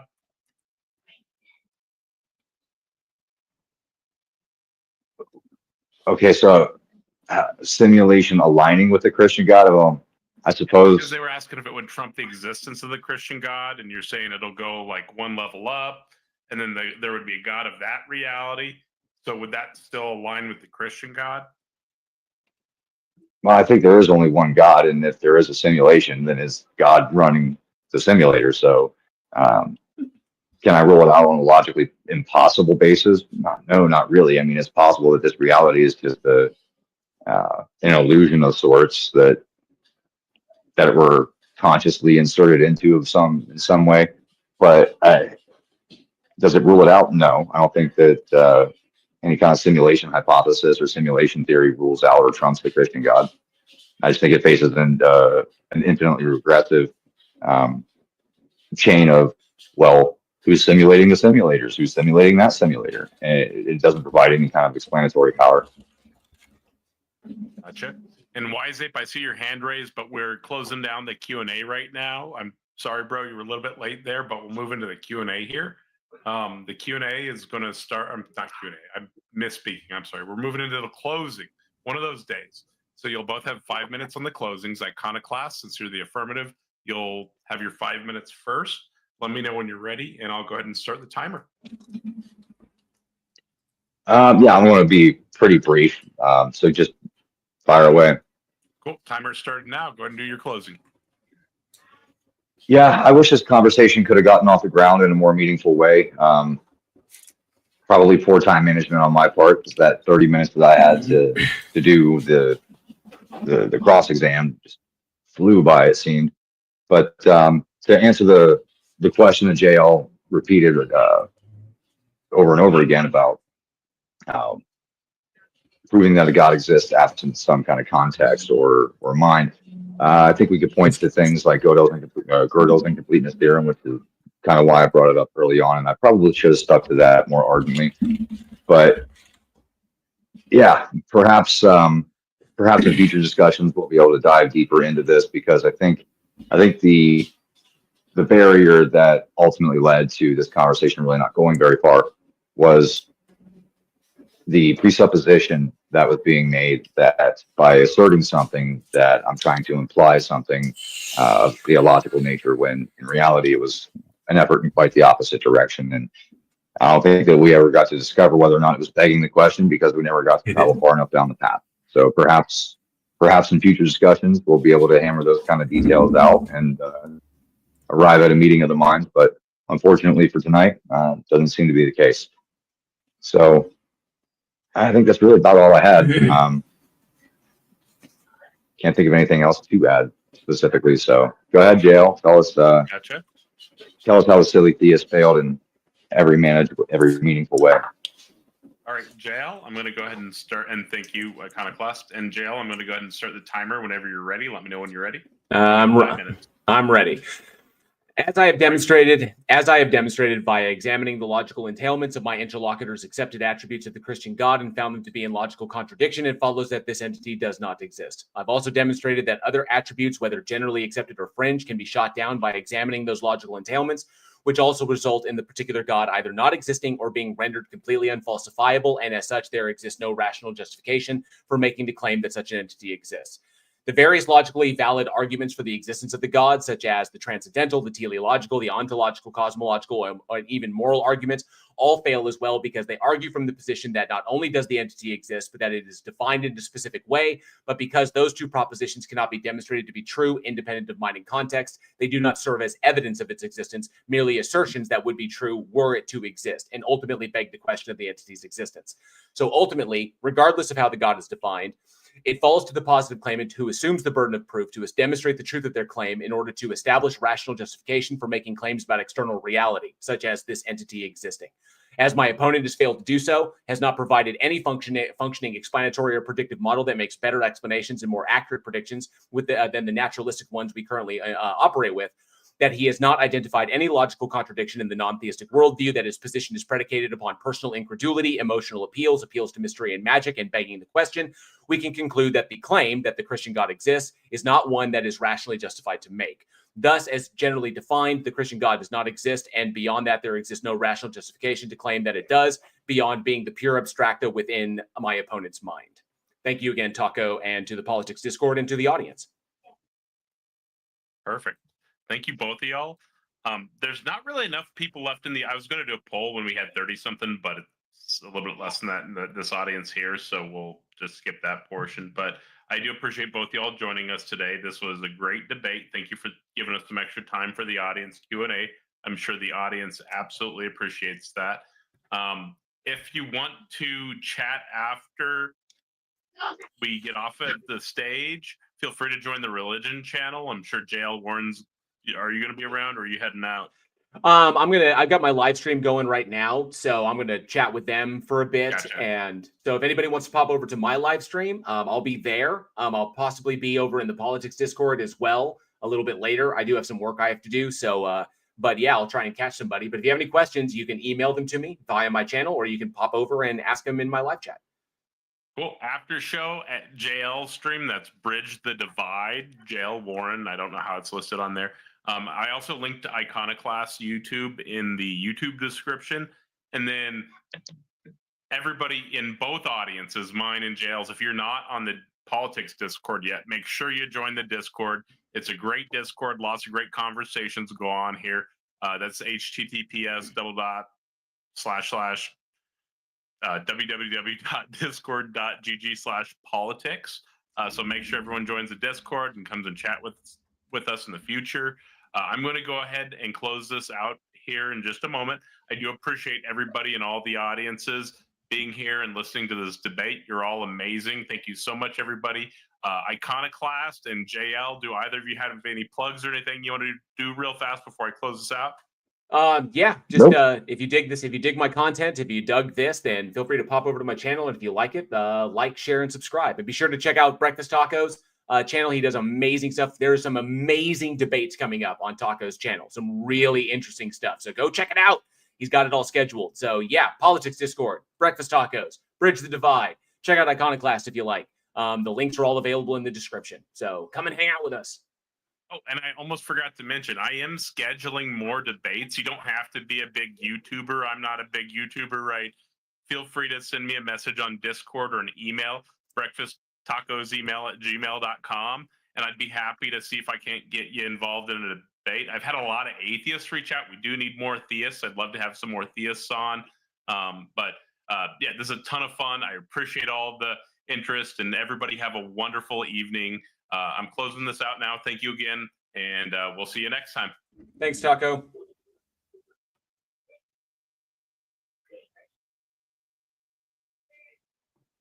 I think that's ending, but I'm not sure how this works. I can disconnect. All right. All right. Well, okay. So thank you very much. I'm going to hit these really quick because they came in during the debates. Super J Live has been a member of the Godless Army for 23 months. Thank you so much, Super J. Cygnus TSP has been a member for 33 months. Thank you, Cygnus. And Fred Harvey for 20 Australian. Thank you so much. He said he earned more, but I ain't rich. Dude, that is amazing. Very, very generous. I do appreciate the support. All the support helps. Doesn't matter. So you being here is fantastic. I appreciate that, but so very, very much.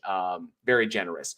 So, Jaloco says, I don't know. I think you lost that one, Jay. Oh, yeah, he just killed me, man. Just killed me with his circular reasoning. He's just round and round. So I got so dizzy, I just fell out. So, so that was interesting. I didn't know if it was going to go in a specific. I didn't know where he was going to go with it. I thought I pretty much hemmed it up in my intro. I thought I handled that fairly well. But your thoughts, your comments in the comment section, or like here. I mean, your support has been fantastic, and I hope that this was a little bit better than MDD. Taco is really trying to establish a solid platform for doing these debates with some really, really top-notch moderation. I think he did fantastic here. I wish there was kind of an opportunity for me to chime in on some of those questions for Iconoclast, because there were things that he asserted that needed to be addressed. But nonetheless, that was on me. I was just trying to like pop in there with my own 2 cents. Colin, definitely not Cromwell, has been a member for 16 months. Thank you so much, Colin. You rule, dude. Dude, I got your text message, and we can chat whenever you like. So remember, I responded to you. I was thinking that conversation was going to go somewhere. So let me know. I'm available. So just text me. You have my number. If you want to chat, we can talk. So but yeah, this was a lot of fun. Like I said, if anybody who was in there has any questions for me or anything like that I need to extrapolate on, like the argument from divine hiddenness or why objective morality can't exist, if you didn't understand those, because I didn't get a chance to really extrapolate on them, or my take on the logical problem of evil that pretty much shuts down Plantinga's bullshit. But yeah, Colorado Biker says you did just fine. Iconoclast didn't form a coherent argument for Christianity. It really didn't, and I suspected that addressing the problem with necessitarianism was going to trip him up, because I knew by virtue of how he defines his God that was going to be problematic. Because the circularity at the core of it. I think the problem was that, and I think it was noted by by PhD Tony and Clive Wells and a number of others, that he was utilizing terms in ways that are not appropriate and making statements about fields that are not appropriate. So that's on him. And but I think I did okay. I think I did all right.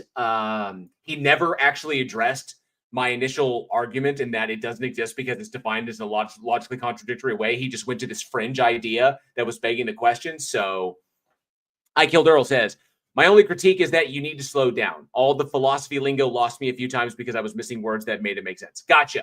And I do agree with you. I knew in that intro, so I'll give you this, and this is totally my fault.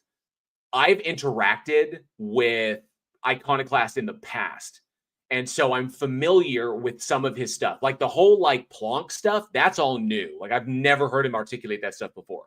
But I am familiar with mostly of a bunch of his arguments. And I formulated my intro specifically to cut him off at every pass that I could think of, and to basically be like, this is what this is, and this is why this is the reasoning for it.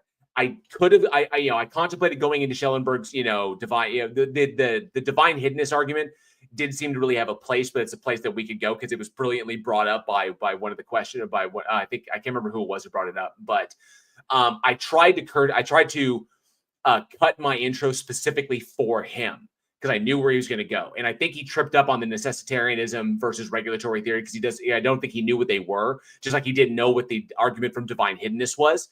He looked up the Wikipedia version of it, which isn't even because even Schellenberg himself said that the formulation that he read, that Iconoclast read, is not the best formulation. There's another formulation, which is the long form, which expresses it even better. Colin, cool. That sounds good. Appreciate it.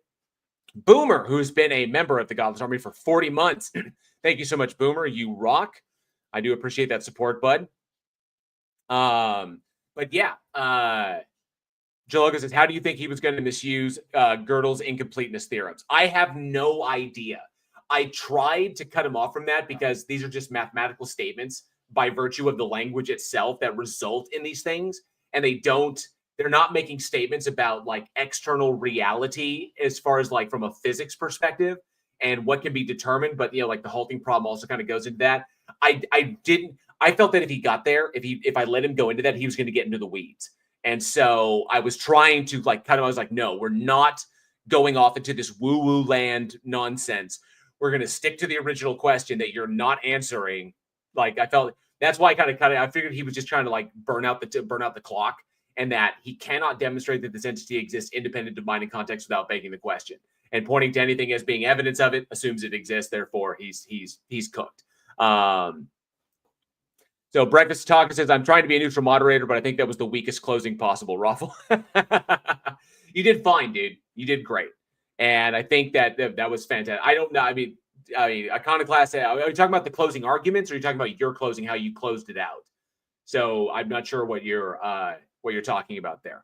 But Jaloco, I think he was going to take it into absolute woo-woo land. It was just going to be like, TikTok woo, Kung Wu master. So, Iconoclast closing argument wasn't great.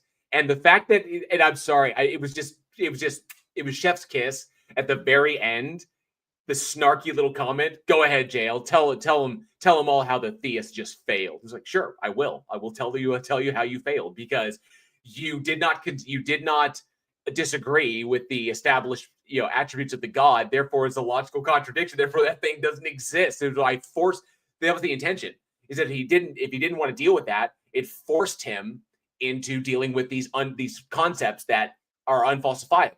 To define his God in a way that is backed by how he specifically is interpreting these things. And he almost got there when he was making statements about prior states of the universe that he doesn't have access to. So he's assuming things are a way in order to justify the God that he has defined in a way that matches that. It's all over the place. And we didn't get into the whole like objective morality can't exist, that a mind that references nothing external of itself to make coherent distinctions cannot simultaneously be a mind independent source for coherent distinctions. It's absolutely ridiculous. So, but you are right. I killed Earl. Earl, you are correct. There was a lot in there, and I know that it was going to lose some people on the replay. I've thought about trying to like break it down, trying to make it more succinct, but I wanted to nail his ass to the wall and beat out again, debate-wise, that was the intention. Thank you so much, Fred Harvey, for 10 Australians. Did Iconoclast present anything that wasn't just look at the trees? Essentially, no. He didn't. He presented nothing other than look at the universe, personal incredulity, it has to be this way. And he never got around. I tried to pin him down to that, to get past the circularity of necessitarianism by demonstrating that God exists, and he never could do that. So, and there was one moment where he even contradicted himself. When the guy was asking about Schellenberg's divine hiddenness argument, Iconoclast conceded that non-resistant non-belief can exist by virtue of what Schopenhauer is talking about his metaphysical positions, and he conceded that is reasonable. Well, if he concedes that, and he defines his God as being all loving, then his God cannot exist. He just literally defeated himself and doesn't even realize that he did it, unless he's willing to change his definition and say that the God is not all loving. So yeah, he didn't present anything beyond his personal incredulity and that human beings are intended to exist, which is this necessitarianism. So. he screwed up a whole bunch of places, because the entailments of him saying that the universe could be another way or it couldn't exist at all would simply mean that humans don't exist. Okay, but humans exist, so therefore they must exist for a reason. But even the improbability, even if I conceded that the improbability that the universe as we perceive it is improbable, it's not impossible, but it's the high level, the high, or I guess if you could say that it's that the improbability is high, does not indicate the intentionality of humans existing. That's a non sequitur. That the high improbability entails that humans are intended. That doesn't logically follow. That would be a non sequitur, but we never actually got to that point. So, yeah. Raven Dark says, plus he never got the fact man invented math to begin with. True. Yeah. So we just describe that we're just using it to describe the universe that we exist in without multiplying our entities unnecessarily. Hey, about it. He presented idiocracy. Oh, it has electrolytes. Brondo has electrolytes. It has what plants crave. So if you guys notice, you see that Elon Musk with the chainsaw and President Camacho with the AK-47. We can't write this shit. We can't. It's just nuts. Michael said everything he was arguing could only get to deism. Right. It can only get to naturalistic deism, which is what Einstein was positing, which were the kind of what he identified. And so, but naturalistic deism, entirely unfalsifiable, that the existence of this agent is undeterminable. So therefore, what's the point? But yeah. So yeah, I think that was a lot of fun. So definitely let me know. If you liked it, if you like these debates, I'm definitely going to do more with Taco. If you enjoy this, hit the like button. If not, you can hit the dislike button like this. But definitely leave your comments. Further questions would be fantastic. Anything you guys have, would love to hear that stuff. And thank you so much for all of the super chats, and of course all of you channel members, the milestone comments. I love seeing those, seeing how long you guys have been around and how much your minds have expanded. If you have any points that I missed, definitely leave those in the comments below. But I think that would be pretty good. Oh, so thank you, I Killed Earl, who's been a member for 19 months. Thank you so much, Earl. I appreciate that. And I'll definitely be doing more. Fred Harvey says, liked it, didn't expect to, but did. Thank you, JL. Thank you, Fred. And thank you for the super chats. Everything is fantastic. Yeah, which you could address as a point. Yeah, I wish I could have given my 2 cents on those questions, but I was kind of Taco was like, no. So what can we do? Jaloga says, who would you want to debate next? I don't know. I do know that there were 2 people ahead of that. Iconoclast was not the first person Taco asked. He actually asked Matt Slick first.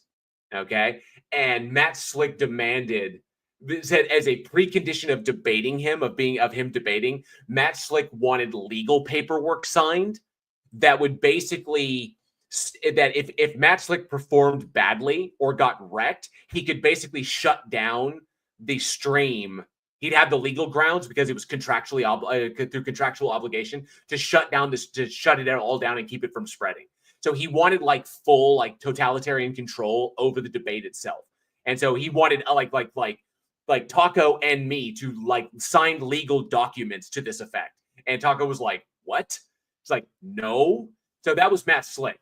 Then he went to Gregory and did he go to, no, I think he went to P Mars. And P Mars just trolled it. It was like, oh, he'll need a whole panel of atheists to defeat me. Oh, flex. And we're like, yeah, whatever, dude. That's just nuts. I think he may have asked Gregory as well. I'm not sure. But I spanked Gregory on the stage of Reason this past Sunday, so that was easy. But and Gregory will probably just crash out. He'll just end up crashing out anyway and freaking out. So, and I won't, and Taco would have to moderate him. So it's just, and then he'll get mad at Taco for moderating him. It's like, oh, you're persecuting me. So it's just that nonsense like that. Matt Slick, yes, Fred Harvey. Matt Slick is just smart enough to know how stupid he is. True. I could debate. I'll pretty much up for debating anybody. I'll debate whoever comes along. But I will say this: Taco has got a lineup. If you haven't checked it out, I'm actually going to go to his channel real quick. So Taco has scored these debates. Now, I'd like to know your guys' thoughts. So he had me and Iconoclast. That just happened. Then he's got Bubba versus Abismo. Abismo actually came up and asked a question. You got Bubba and Abismo debating, is morality subjective? Abismo is taking the negative. Bubba's taking the positive on that, which is interesting because I know Bubba. Bubba's a really good dude. I like to hear how he defends that. Then he's got Grayson. Okay. He's got Grayson debating Minar.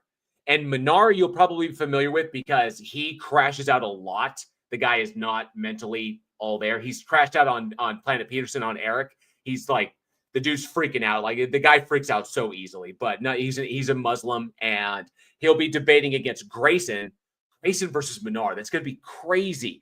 On does the Islamic God exist? Does Allah exist? Which is essentially just the same thing as this one, is the one I just did. And then he's got, I shit you not, he has got T-Jump versus Jim Bob on does morality reduce to the physical? With obviously T-Jump taking the positive and T-Jump taking the positive and Jim Bob taking the other. So T-Jump versus Jim Bob. My mind is kind of blown at that. It's like, I feel like Jim Bob's being set up, like he's being, because T-Jump is going, I'm not a moral realist, but I think that T-Jump is going to eat him alive and that Jim Bob doesn't recognize it. Okay. As far as like debate goes, T-Jump has far more experience than I do. And the dude is just savage. And I've seen him take people apart so easily. And I think just to see Jim Bob crash out will be hilarious. So Taco has set up an amazing round of debates. And no doubt I will be in a future debate with somebody else if he sets it up. I'd like debate on whatever, like existence of the Christian God, secularism versus secular humanism versus Christianity, morality, relativism versus realism, whatever, throw it at me and I will, and I'll be happy to jump on it. So Jaloco, and good to see you, man. Thank you so much for popping by. Jim Bob is a buffoon. He is a buffoon, as evidenced by his debate with Planet Peterson when Eric just absolutely wrecked him. So he was all over the place. It's just hilarious. And I find it's a good strategy to figure out their metaphysical positions and then figure out why they fail and then just work from there. So just expose their reasoning is bad. And Jim Bob isn't a cessitarian.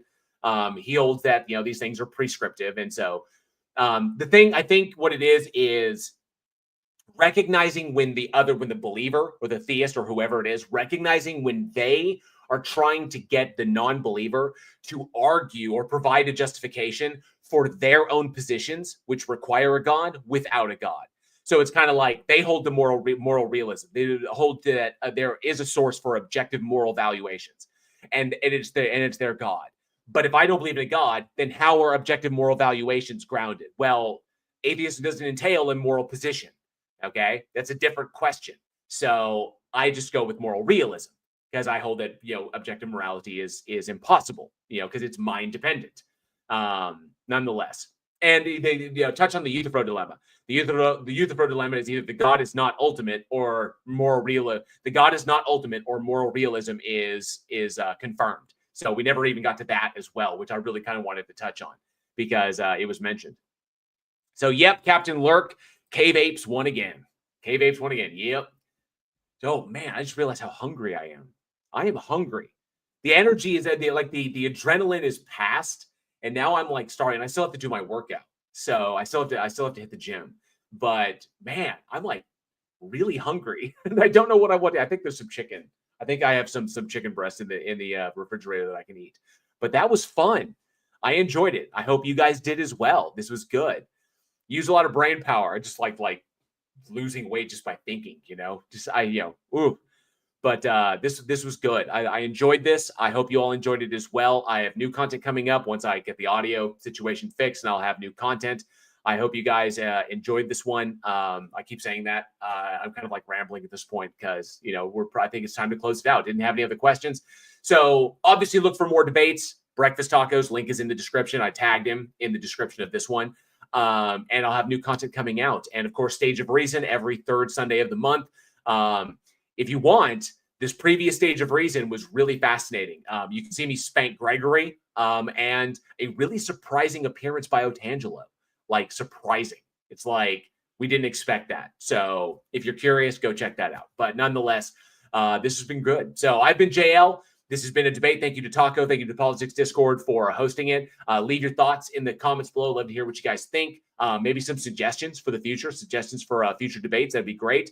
Thank you to everybody, all the super chats and all the membership milestones and anything else that came in. You guys support the channel, and it lets me do what I do and, bring this stuff to you. So thank you all very much. As always, be safe, be excellent to each other. And together, we can bridge the divide. Yeah.